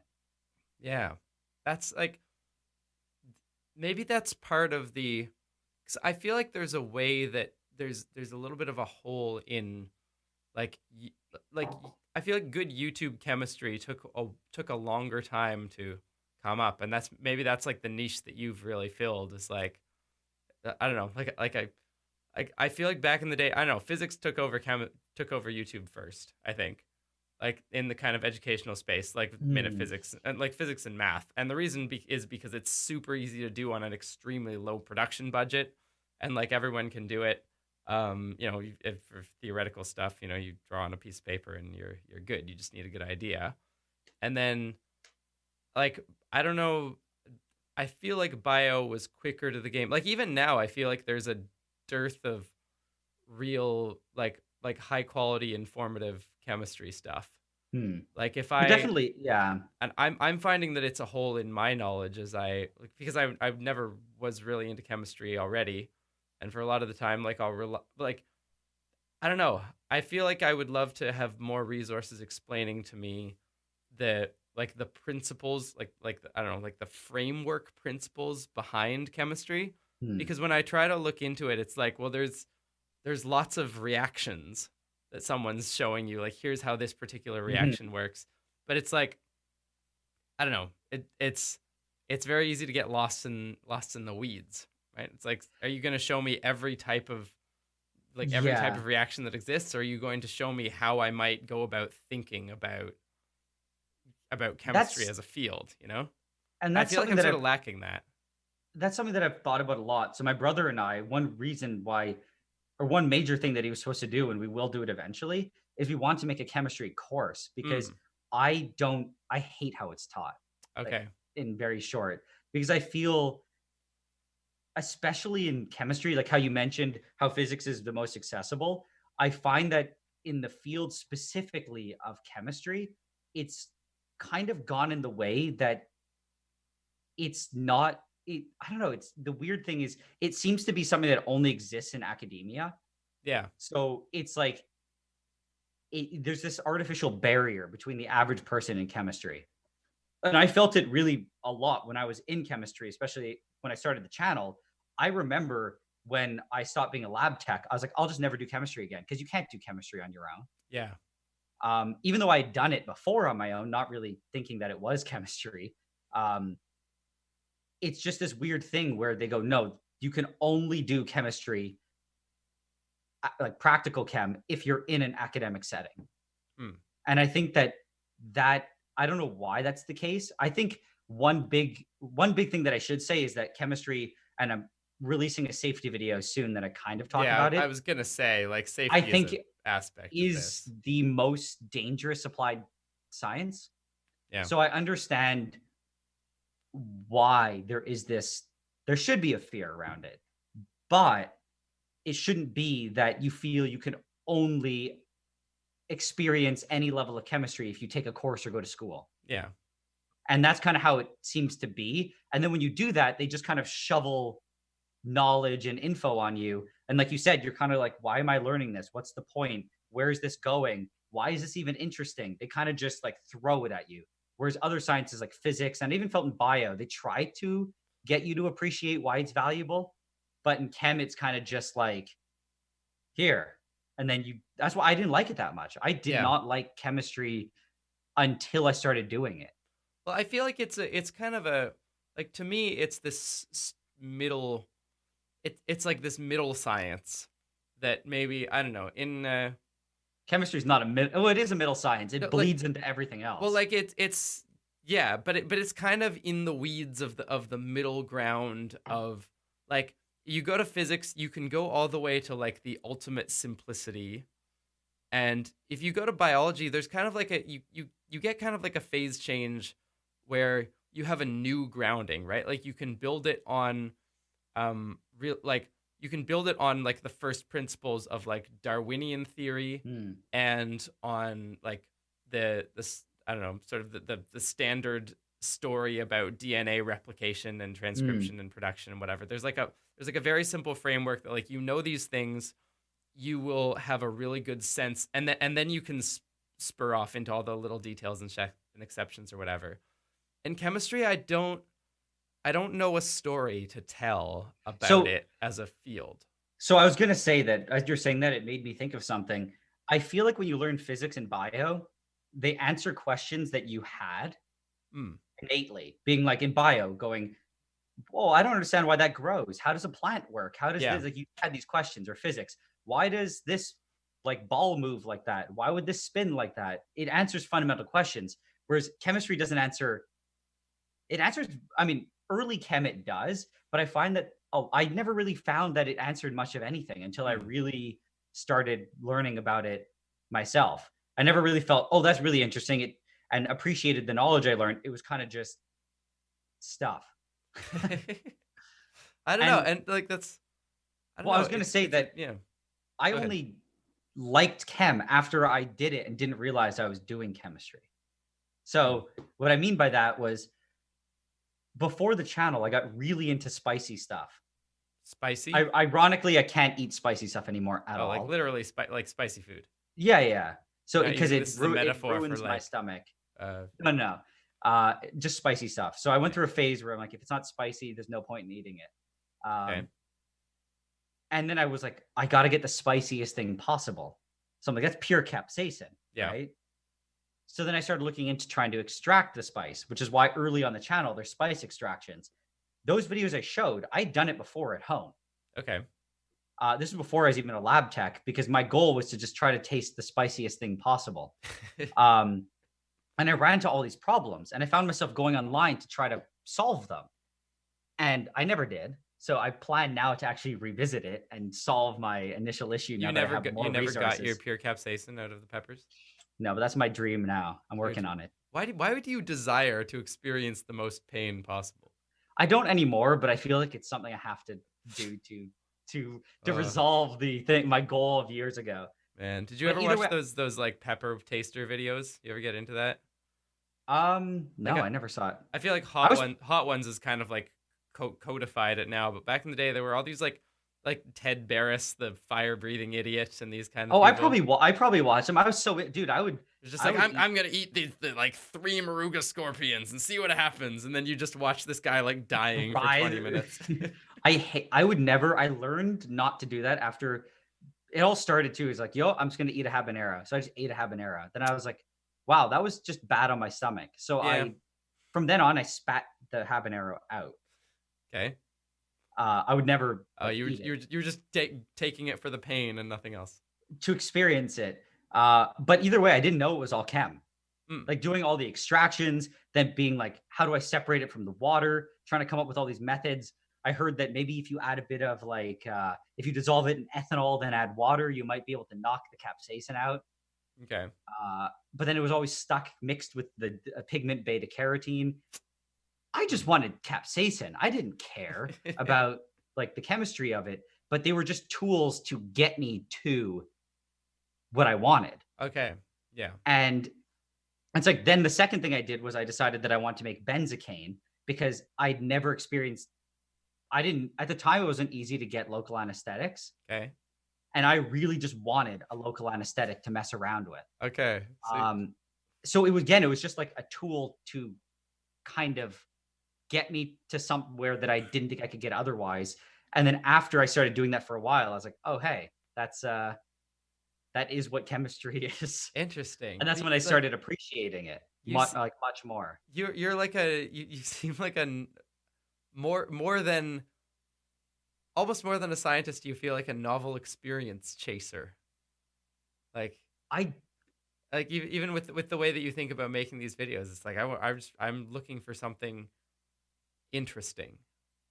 Yes. Okay. That's great. I don't know. I'm kind of that. Have you ever been like tested and or diagnosed for like ADHD or anything like that? Yeah. No, but I'm like, I always just say I'm sure I haven't. Yeah, that's what I say too, because I've never had that. But like a lot of the things you're talking about, like chasing strange novel experiences and the inability to study until the exact last moment and then cramming everything. That's still how I live my life. Like with my videos now, it's like, oh, I am running out of money. Now I will do 90% of the work to make this video. Yeah, I mean, I don't actually put the videos off of editing because I actually like the editing stuff if I do it slowly, so I don't put it off. But I definitely, I was going to say, I've never listened in a class ever. I've never sat in a class and listened ever. I used to bring science fiction books to my university math courses. I just read them under the table. I was gonna say, I just didn't show up.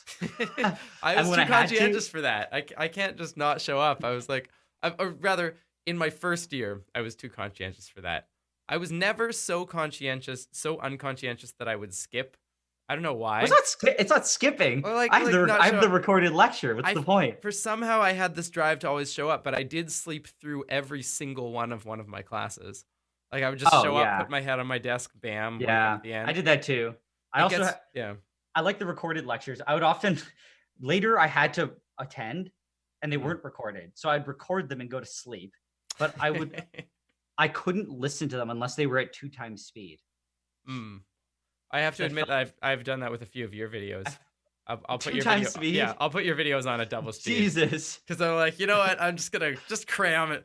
I felt like I already spoke too quickly and you're doing 2 times speed. You don't speak too. I don't know. Maybe I don't know. I actually find your pace, like your speed of speaking is really nice to listen to. Like it's calm. It's like, I don't know, it's a similar sort of thing to, like, I wouldn't put you on like 3 Blue 1 Brown levels of calming where like you can actually go to sleep listening to him.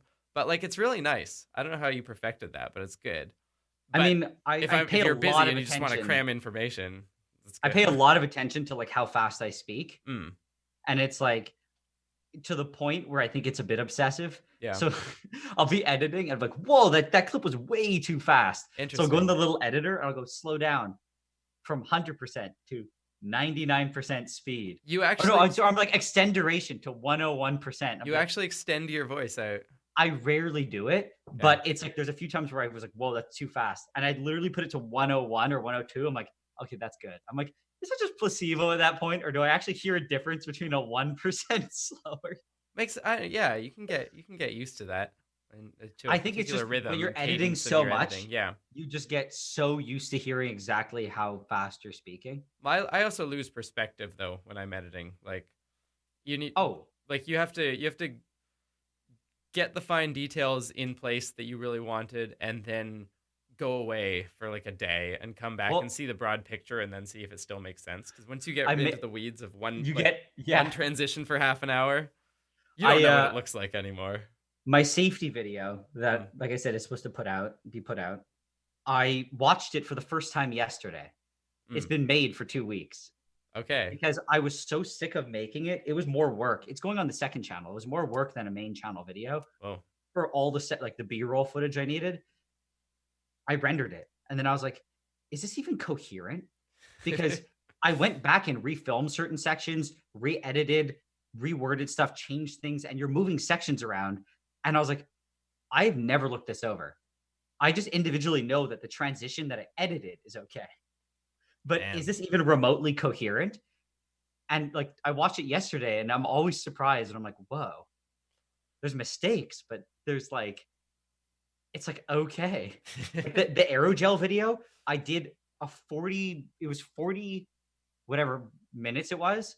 I had never watched it once, even Man. a section of it. It was all done in like 20-second increments. Yeah. Do you have And when it was done, I was like, how did this video even begin? I don't even know what it, like, I just was like, I've been doing this for coherent? so long. I know it came together. It's a good video. But it's like, when I watched it, I'm like, oh my God, it's shockingly coherent. Well, I mean, if you ever want to send something over to me and like have me vet it, Yeah, I can do that. like John and I have started doing that. Like John just sent me his new video for he's doing one on microscopes. It's like, here, brutally critique my physics, because I've done that. Like my safety blanket for that a little bit is my patrons, because I always release stuff on Patreon first. That's actually something that I've always thought too. It's like, if there's any patrons of mine here, they're gonna go, what? No, it's like the biggest value for Patreon was always having just it's an instant like peer review, basically. They'll point out errors, say if something was weird, say they didn't like something. Like, it's such a good resource. Yeah, and it's nice. It's nice to have that and to have it from people that they're also they're paying gonna be attention. nice when they're gonna pay close attention. And give actual feedback. But I'm saying I feel bad because they're paying me to provide me with a service of feedback. And I'm always like, you're paying me to provide feedback? And I always felt kind of weird. I was like, I should be paying other people to critique it, not getting paid to have it critiqued. But I know that's not what they're there for. But it's just like there's a certain level of that I'm uncomfortable with. Like in the Discord, people had an idea of like there was someone. Are you here in the chat? I don't think so. I can't remember their username now. But someone made like a really good just like album art for one of my songs. They were like, hey, I just made this. I hand drew it. It looks really cool. And it got this discussion going of like, hey, maybe we could like crowdsource all of Tim's album art and like do a contest or something. And like that I draw the line on. Like if I'm fine with like people can make all the fan art they want, but if I'm gonna like use your art to sell something, then I'm gonna like, email you. I'm gonna get a contract and I'm gonna pay you for it. And it's this weird thing that, and I've heard people talk about it before too. It's like, it's the kind of a weird dynamic. Oh, it was Sophios. You- Sophios is in the chat. Hello, Sophios. Yeah. Where? Yeah. Where you want to like the person who genuinely commented, "Let's burn diamonds to make carbonated water." like you genuinely want to help, but then it's like the Yeah. person feels bad that they're getting something for free, so they want to give something back. But you're like, no, that defeats me doing it completely for free, because that's my benefit, is that I'm doing it completely out of the goodness of my heart. Yeah. And I feel great not getting anything in return, but then the other person feels bad not giving anything, and it creates such That's a weird weird. little like dynamic. Yeah. Oh, I think I accidentally pushed my audio to the left ear just now. Did you hear that? Because I was just like, I didn't notice it actually. I have some knobs that are that can control where the audio goes. But actually it might not come through because I might have a mono channel going to you. You have too many knobs. But I've got a couple. The problem is, not only do I have a bunch of different knobs that are doing various things, but when I'm talking, I'm always fidgeting.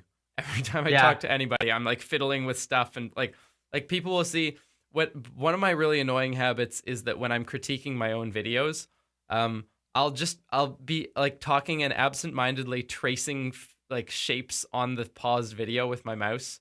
Just in this like weird, like, oh, there's the outline of my head over and over again. And no one's commented on it yet, but I'm sure it's somewhat annoying. But I just need something to do while I speak. So I was probably just fiddling with the thing here. I don't know. It's 4:50.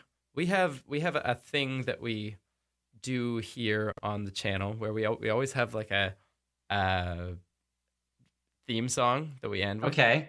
And generally I'd like build up a little thing and then sing about what we've talked about, or like sing about science or whatever. Okay.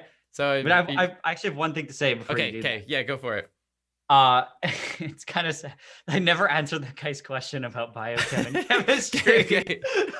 Yeah, do that then. Do that. I don't remember what his question was. We went on such a tangent. The question was, why did you pick biochem instead of chem? I think that was the whole thing, right? So I guess like it was such a long-winded tangent. Like, I think you got there. Basically, the answer I'll summarize it.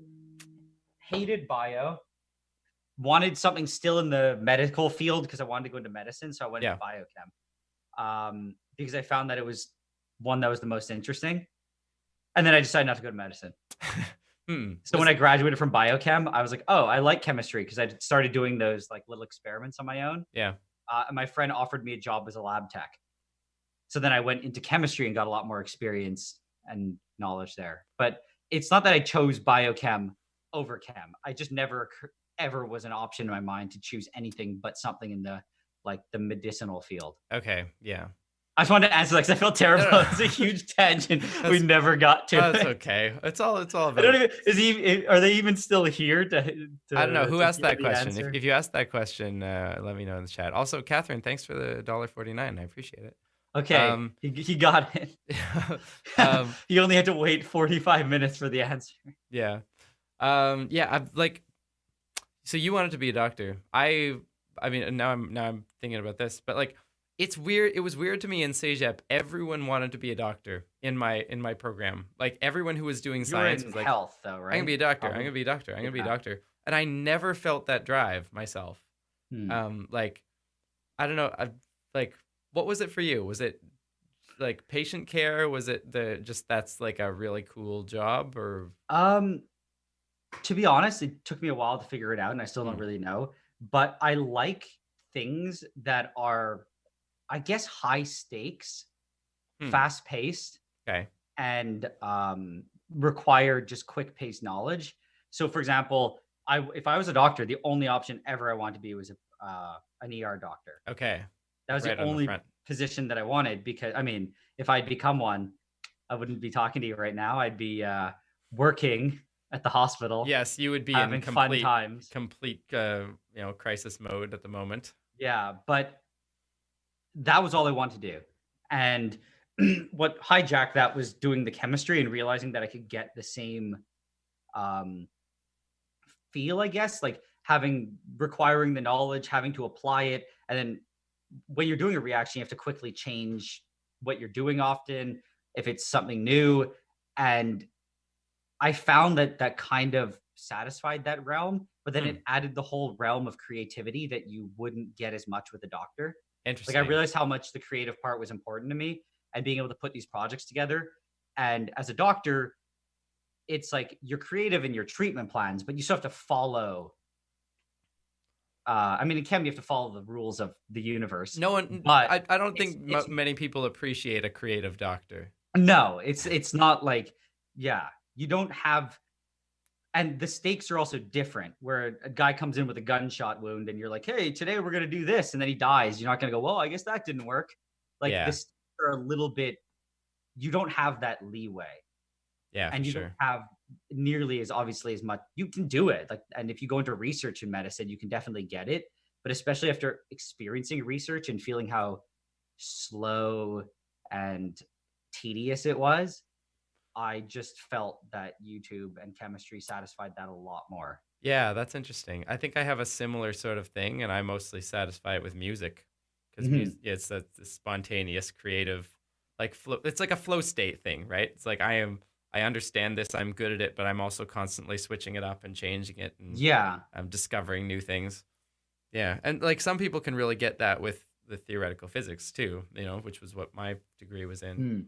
But I never got to that state. For me, theoretical physics was a lot more plodding and struggling and being annoyed, being annoyed at everything, and a lot of thinking I had made a great discovery and then being proved very quickly that everything I had thought of had been tried a million times and failed. Well, that's the Um, classic too. I was gonna say, yeah. I was actually gonna mention this, like, just in general to somebody when I thought about it. It's those moments, and I have it a lot, where you do something and you're like, man, that was a genius idea. I can't wait to present that on video. Then, Mm. like, either 10 minutes later, or when you're editing, or you figure out, you're like, wow, it wasn't genius, and there's a reason why nobody does it. It's because it's actually just a terrible idea. Turns out that a lot of smart people have tried a lot of things. Yeah. And you're like, that was not, there's a reason no one uses that technique. You did not discover a new technique. It was not used for a reason. Well, but I mean, good on you for, like you're kind of in this like wild west of your own making now that you can. Yeah, it's kind of, it's weird. When I think about it, it's weird. I don't know. It's pretty cool though. Like it's I don't know. You have a job that you might be the only person who has your particular job. I think that's fair to say. And I don't know.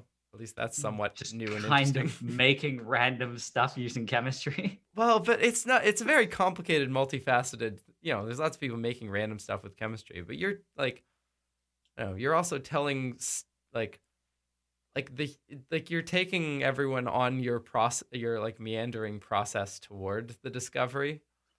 And I think that's the real drive, right? It's like people get to discover this thing with you. Yeah, and I think it's just something that I've always had. I don't know, I've just always liked doing those projects since I was probably, I'd say, like 11 or earlier. I just do these weird little projects. Yeah. Kind of like, I mean, somehow it turned into a what I do, but it is still pretty weird for me.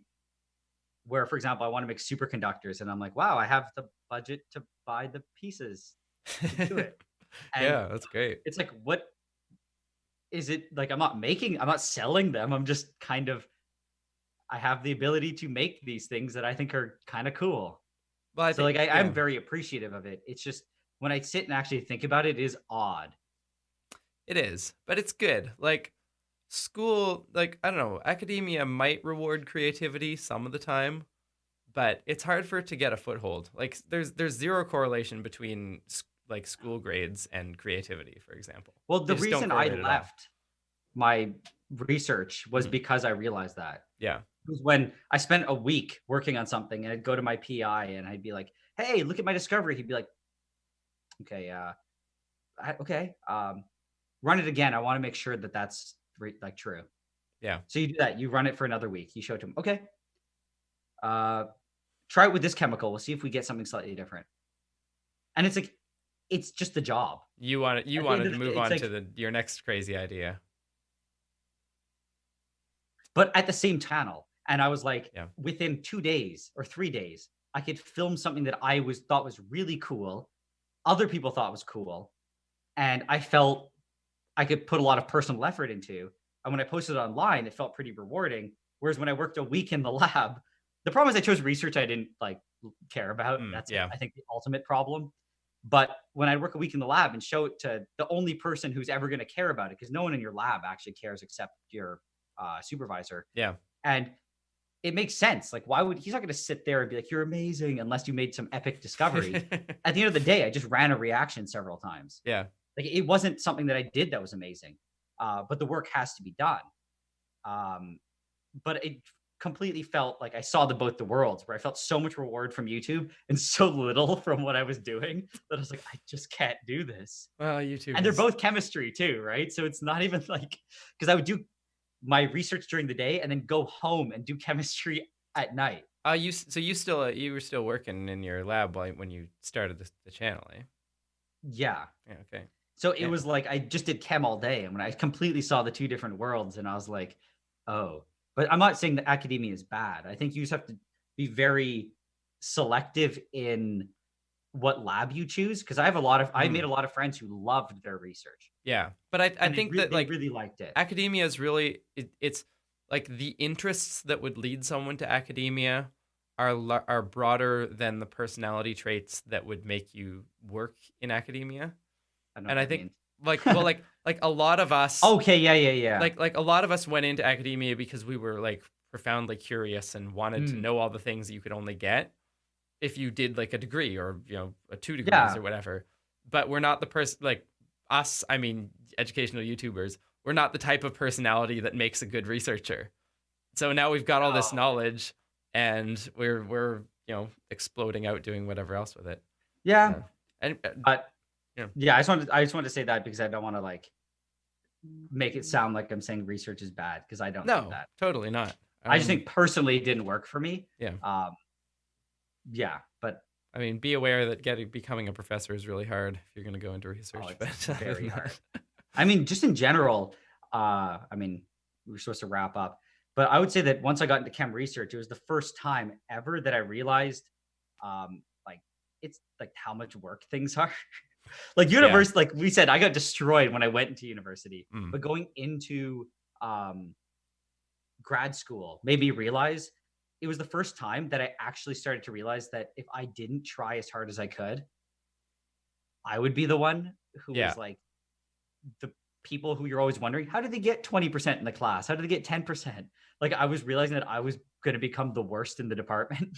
Like, you really have to work hard to try to be like on top.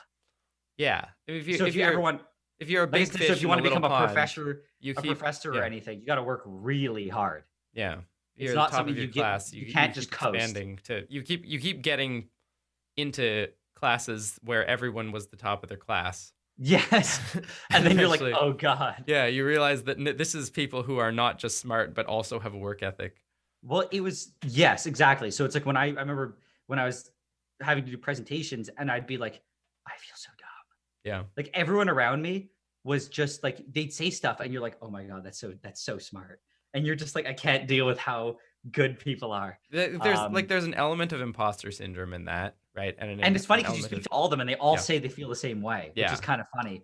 But it was interesting how you realize that it's so much work, and my heart just wasn't in it. So I just kind of fell apart.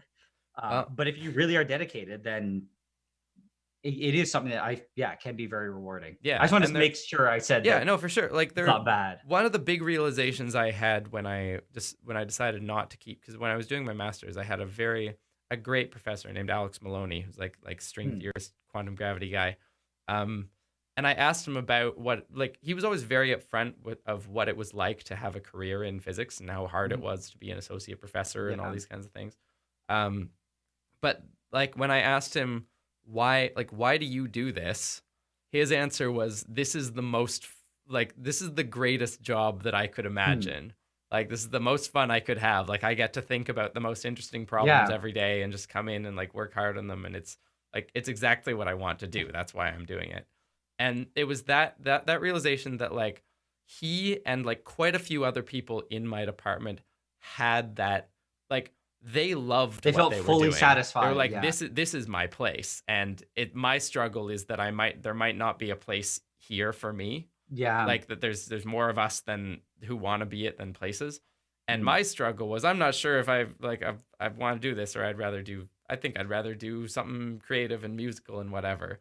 So seeing that and like knowing, okay, I'm not like leaving this field without a mind that it needs. I'm actually like giving it to the people who it belongs to. Well, you're just doing it in a different way.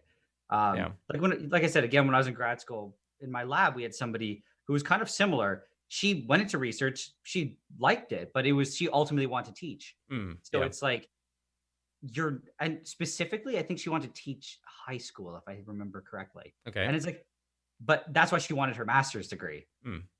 But it's like, if you were to climb your ranks in research, you'd never like satisfy that.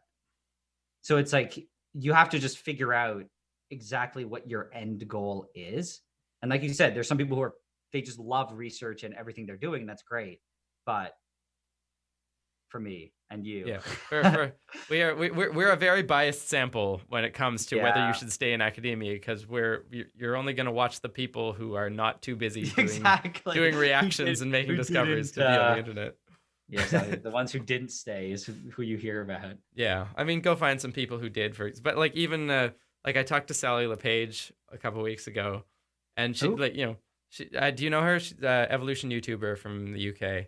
No, I don't. She did like for a very long time while she was doing YouTube. She was also doing a PhD in like Drosophila and their behavioral patterns and whatever. But even now, you ask her. Like I asked her, do you recommend that people do a PhD? And she said, nope. I think and it makes sense, because after her PhD, she didn't go and do more research. She decided, I'm going to be a full-time YouTuber. That's where she found her home. So yeah, but it's also, it did shape obviously where she is now. So it's like she couldn't say. Obviously, I doubt she regrets doing it. So it's I don't think so. You just have to go in knowing exactly what it is and not be not convince yourself it's something that it's not. Is basically it. I would love to have more degrees. I just don't want to do them.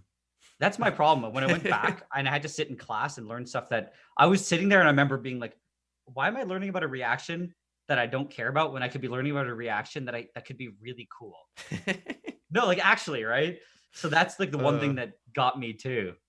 Yeah, it would be lovely to have a chemistry degree and an economics degree and a psychology degree and a music degree. I just don't want to put in the 10 years of grunt work to do all those things. So I'm going to try to fake it. There's so many online courses now that you can watch. It's not going to ever give you the knowledge you need to be like, yeah, basically degreed. Yeah. I don't think that's fair to say, but it would give you enough to be knowledly. No, there's an immense amount you can get if you're driven. Like John doesn't have a degree. He's a graphic designer. He just read more evolution papers than most people ever read, including people who study evolution. And now exactly. You just keep doing. I mean, and I even say in general, like Chem, I only took up to Org 3. That's what I'll say. I crashed out at Org 1, so so I'm saying like it's kind of a joke, because it obviously is like significantly still higher than even people in other sciences, just because it was required by my program. Yeah. But it's like, for me to go into doing chemistry all the time, I didn't need a chem degree. Right. And I don't technically do what my degree is. I just had like a background, and I was able to build on that.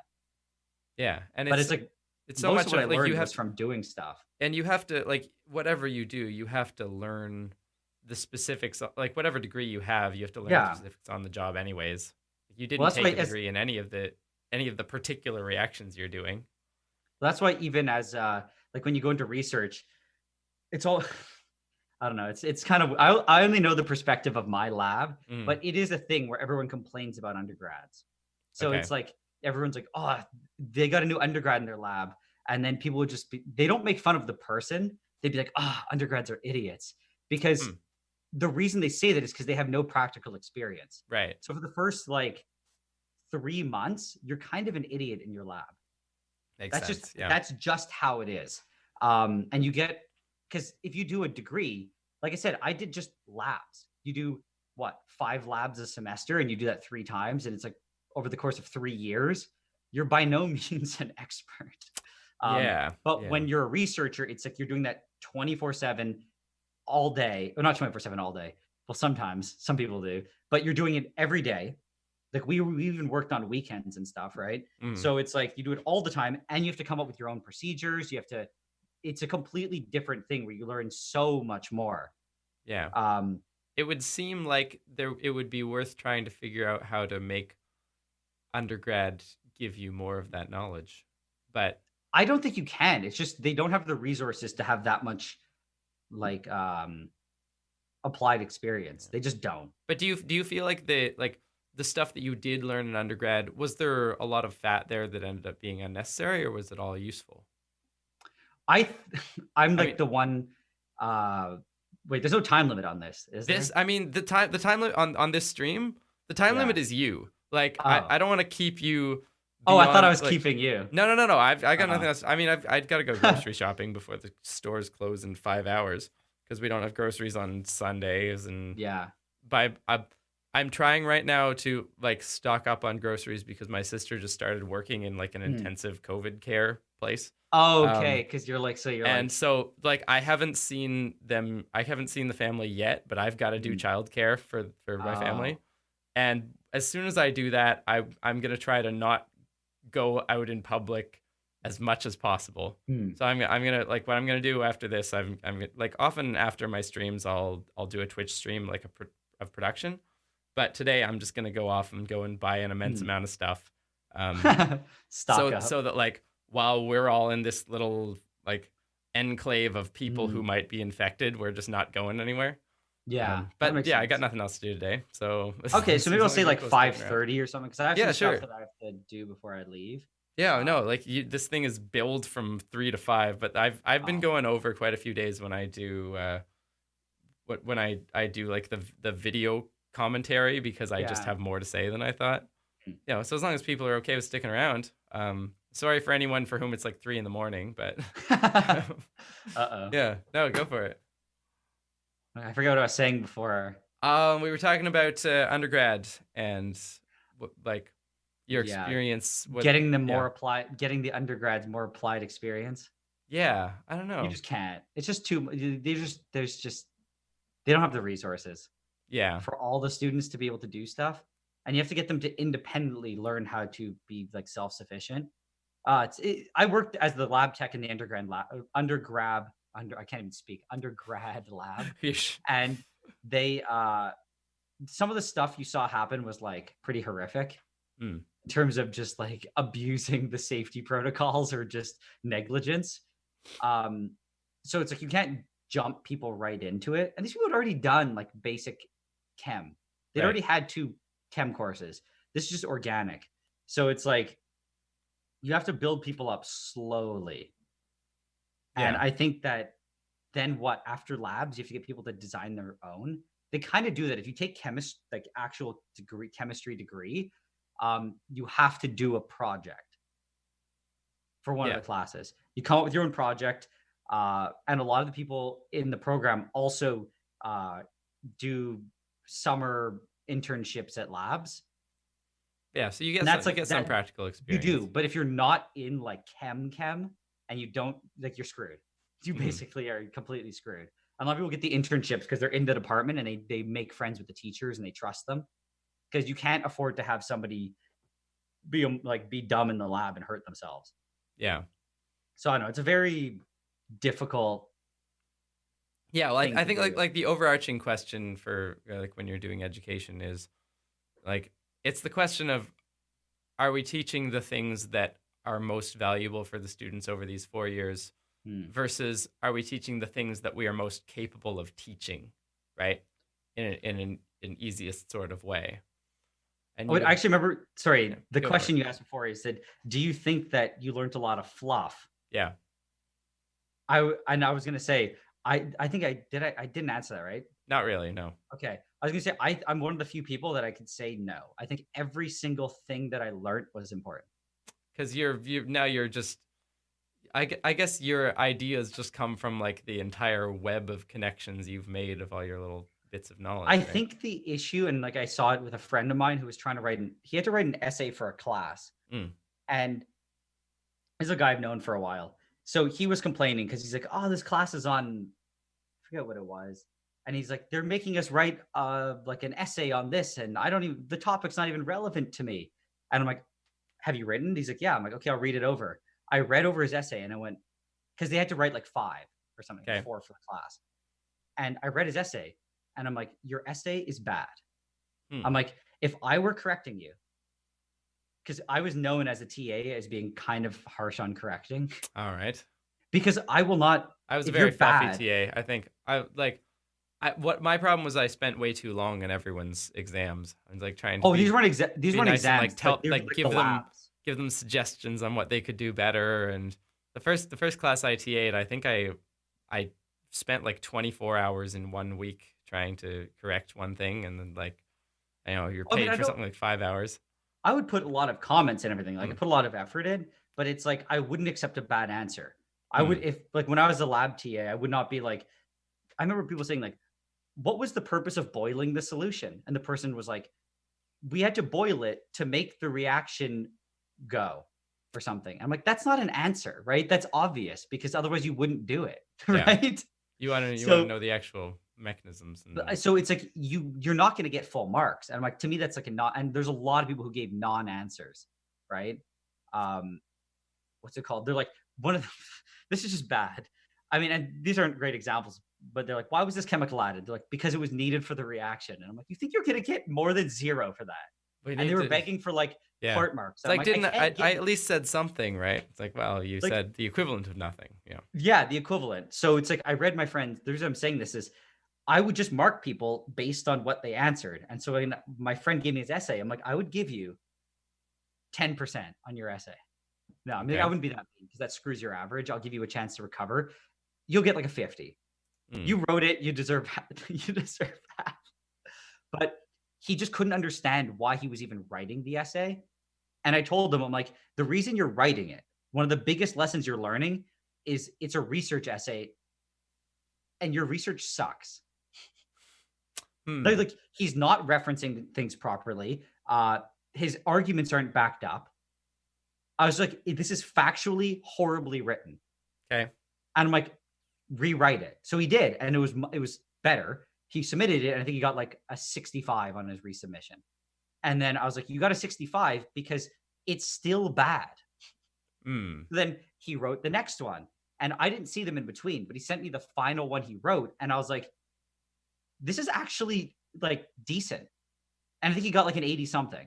Okay. So I was like, what? But he stopped complaining because he realized what he was learning wasn't like necessarily what the essay was.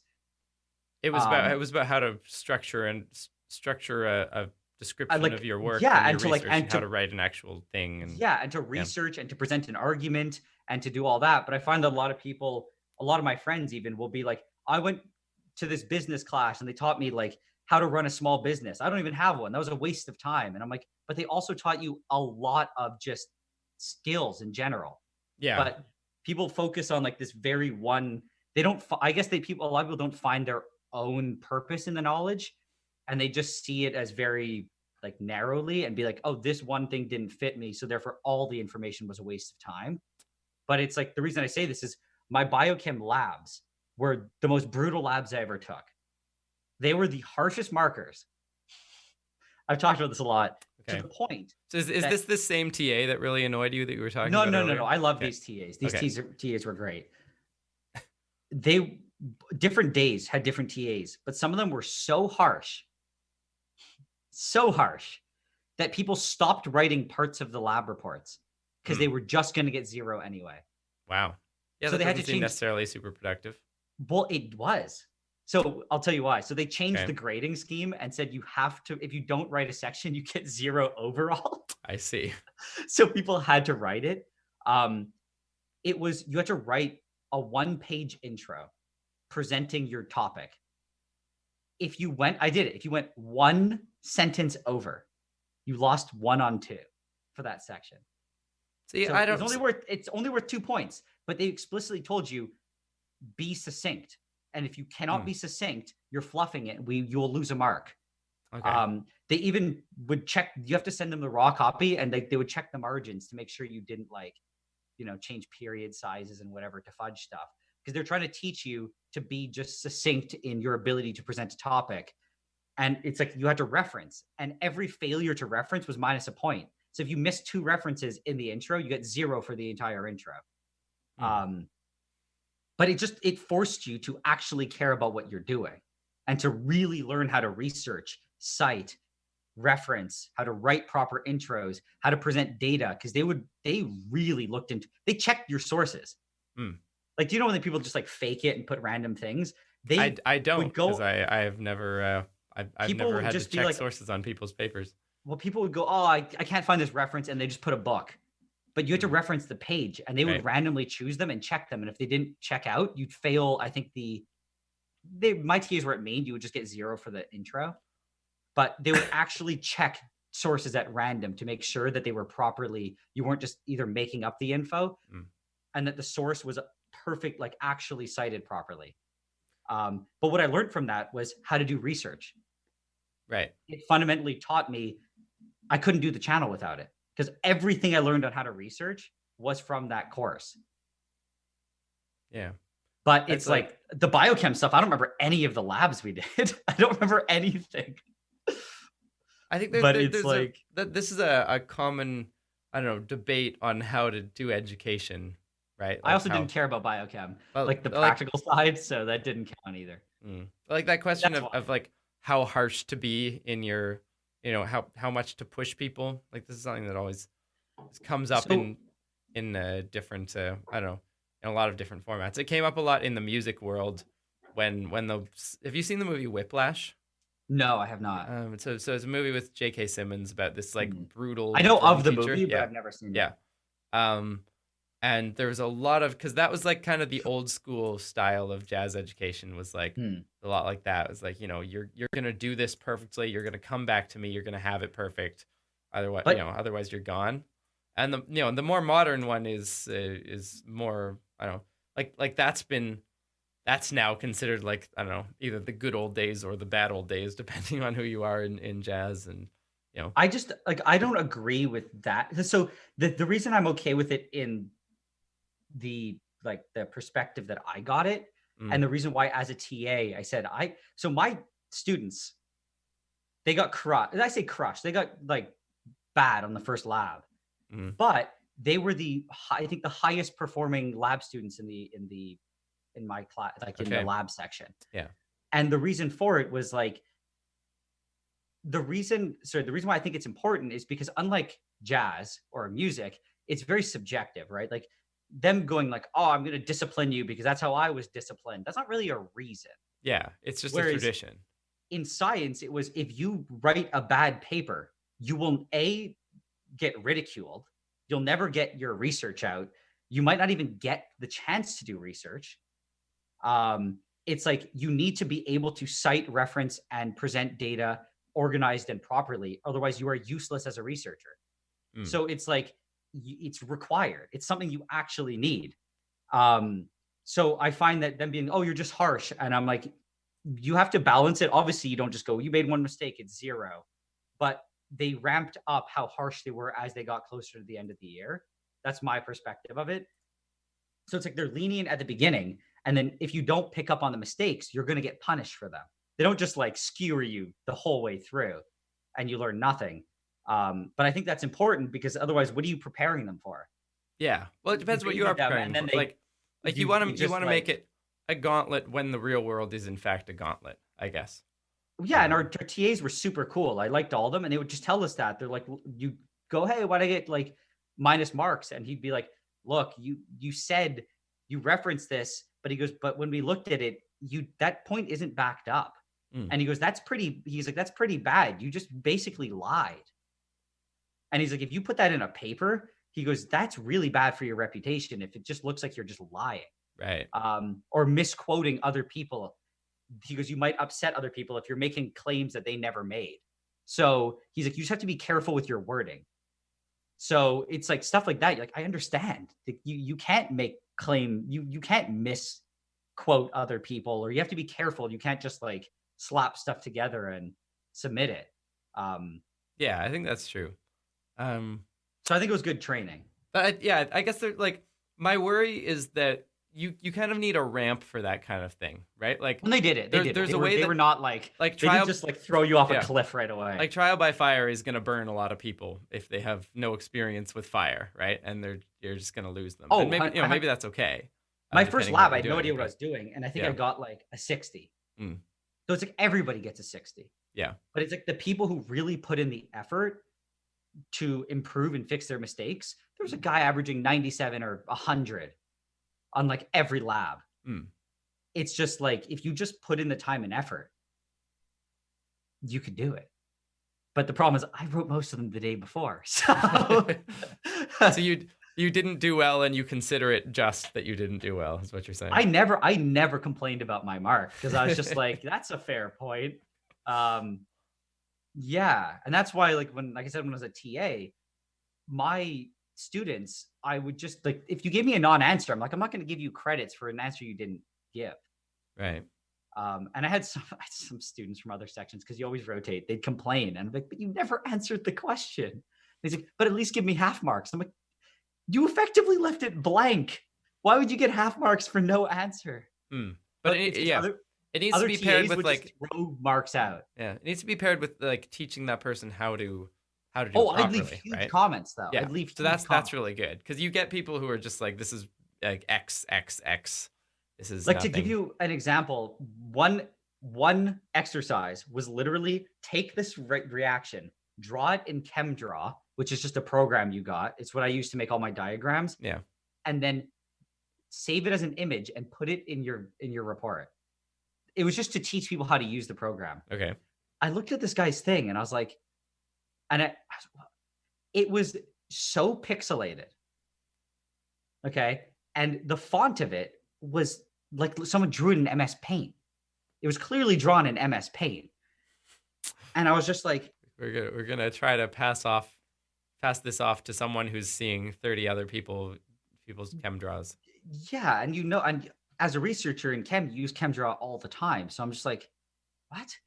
So then I didn't even give him 0 marks. What do you think is behind that? Because like that person obviously like they probably just didn't know how to must, install ChemDraw or figure it out. but they must know that they're not like that's going to be spotted, right? Like they're So I did. I think it was worth like 4 marks or like something. For that no, section. yeah, and like you, of course you were gonna spot that, but like I'm kind of I interested gave them half in marks. in the psychology of like, is that person someone who's like this course is a stepping stone to something else, and they're just trying to like squeeze by, or It's are they someone possible. who's been like sent to school by their parents, and it's really important to their parents to do this, and they don't care, like, because you must know that you're not giving yourself the full value of your very expensive education. My do something perception like that. actually is that to get ChemDraw, you had to. It was annoying. You had to log into like the partner website, download it, get an email, register it. It's annoying. And my perception was the person was doing the lab really last minute, and they just got confused on how to install the program. You just couldn't do it. Yeah. But the thing is, I still gave them half marks. But my comment was, hey, I was like, the exercise was to draw it in ChemDraw. And I was like, but I don't know what program you used, but it is very messy. I didn't want to accuse him. I was Was just it like, at least did it at least look like a molecule? Is it fair it enough? did, but it was like shaky. Like it's like hand drawn in MS Paint. Mouse or like drawing. basically. And Mouse no, drawing he is used the like worst. he used like the line tool. And I'm like, whatever. I was like, it's all good. I'm like, your equation's great. I was like, but if you draw it like this again, people are not going to give you marks for it. Yeah. Right. But I still gave him half point. He submitted something. Like he drew something. He had the balls to draw it in MS Paint. Yeah, that's pretty good. But then I had another guy who copy pasted it from Google Images. Ooh, yeah, that's So pretty then- easy to find. Then you give them a 0. It literally had a watermark on it. So I'm just like, yeah, I was just like, that's like 0 effort. I was just like, people are- hey, man. Uh, that I was like, that hey, yeah. beggars you might. belief. I was like, the exercise is to draw it yourself. Yeah. And that I just gave him obviously 0. But I just remember those two things as being like, come on, how do you think you're gonna get marks like full? I mean, in scientific papers, Oh, you can. God. Going through the student's You mind. know, sometimes in scientific papers you can use MS Paint for like my thesis has a lot of I drawings totally that agree. I made in MS Paint. Actually, did I? I Well, might have made them in like New Imgur or something or what that like. MS Paint is or fine. whatever, Like but- I use it as a software. It's just like when your final product is so gross, you can't submit that. yeah. Oh man. Well, it's we're approaching 5:30. I think I am going to take off and go grocery shopping. Yeah, that sounds probably. You mind me sticking idea. around for a couple minutes, and we're gonna do. No, you can go ahead. Do some singing, sing about some science. I'm not singing. Oh, do you sing? You do No, any I'm music? saying I'm not singing. Well, you don't have to sing now, but do you like? Someone was What asking. do you mean? I don't you- have to sing now. You don't have to sing now. You have to sing later What? When's later? when we go out for karaoke when this all blows over. Oh yeah. I can do that. All right, sweet. Hold on, let me do this.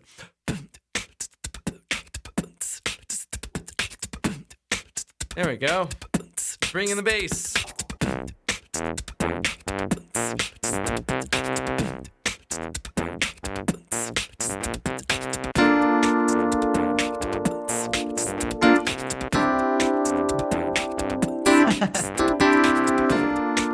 Yeah. Gonna bring in the reverb. Yeah. Hey, we're gonna sing about science. We're gonna sing about science.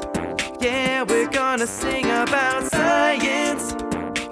We're gonna sing about science. Yeah, we're gonna sing about science. We're gonna sing about science. Yeah, we're gonna sing about science. All right. We're gonna sing about science. Yeah, we're gonna sing about. All right. What did we talk about today? What did we do? We did. Is it bad that I don't remember Marking. anything? We talked about clock reactions. Oh yeah. Yeah. I don't know any of the details though. When you got a chemical reaction and you want it for your satisfaction, if you're Nilered, you gotta do something a little bit dangerous. Oh yeah.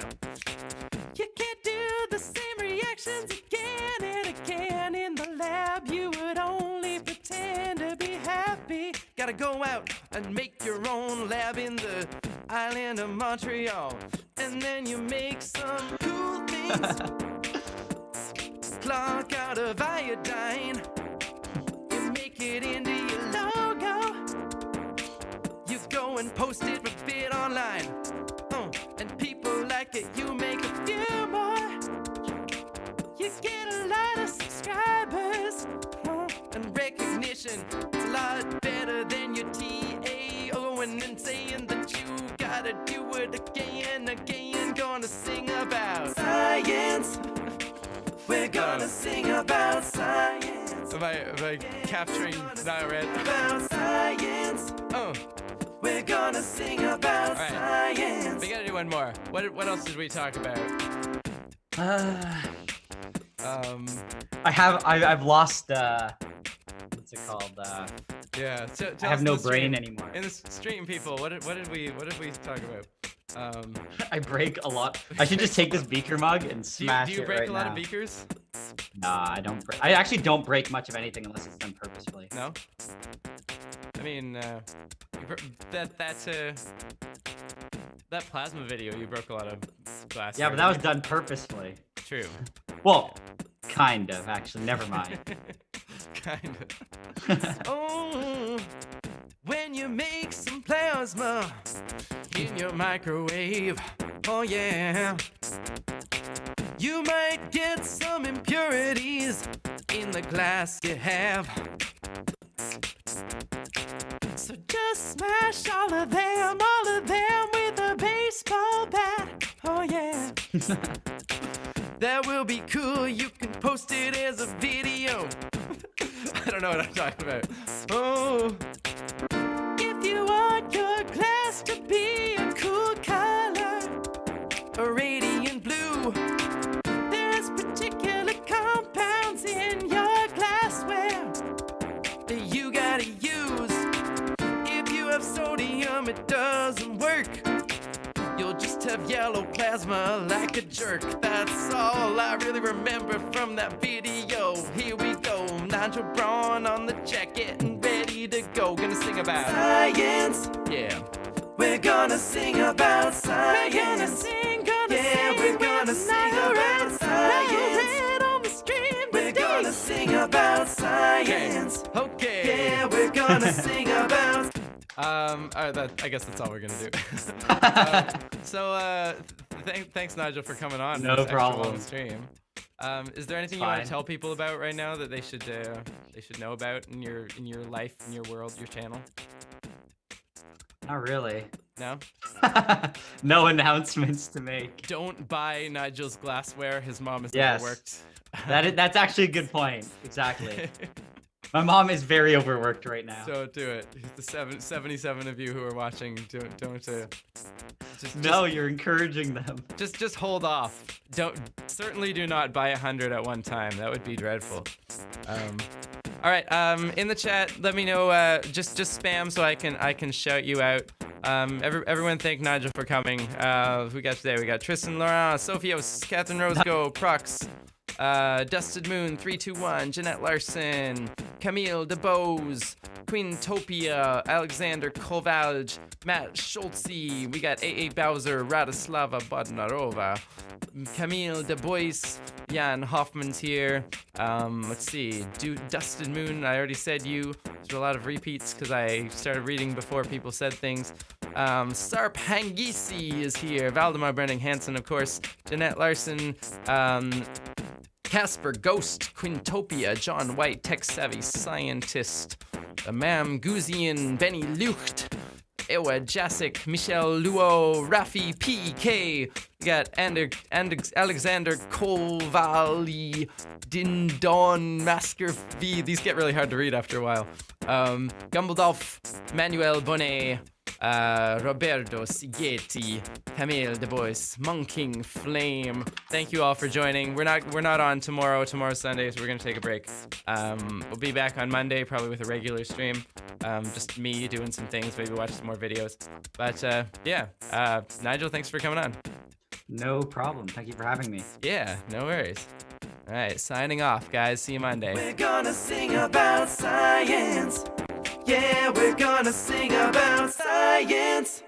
See ya.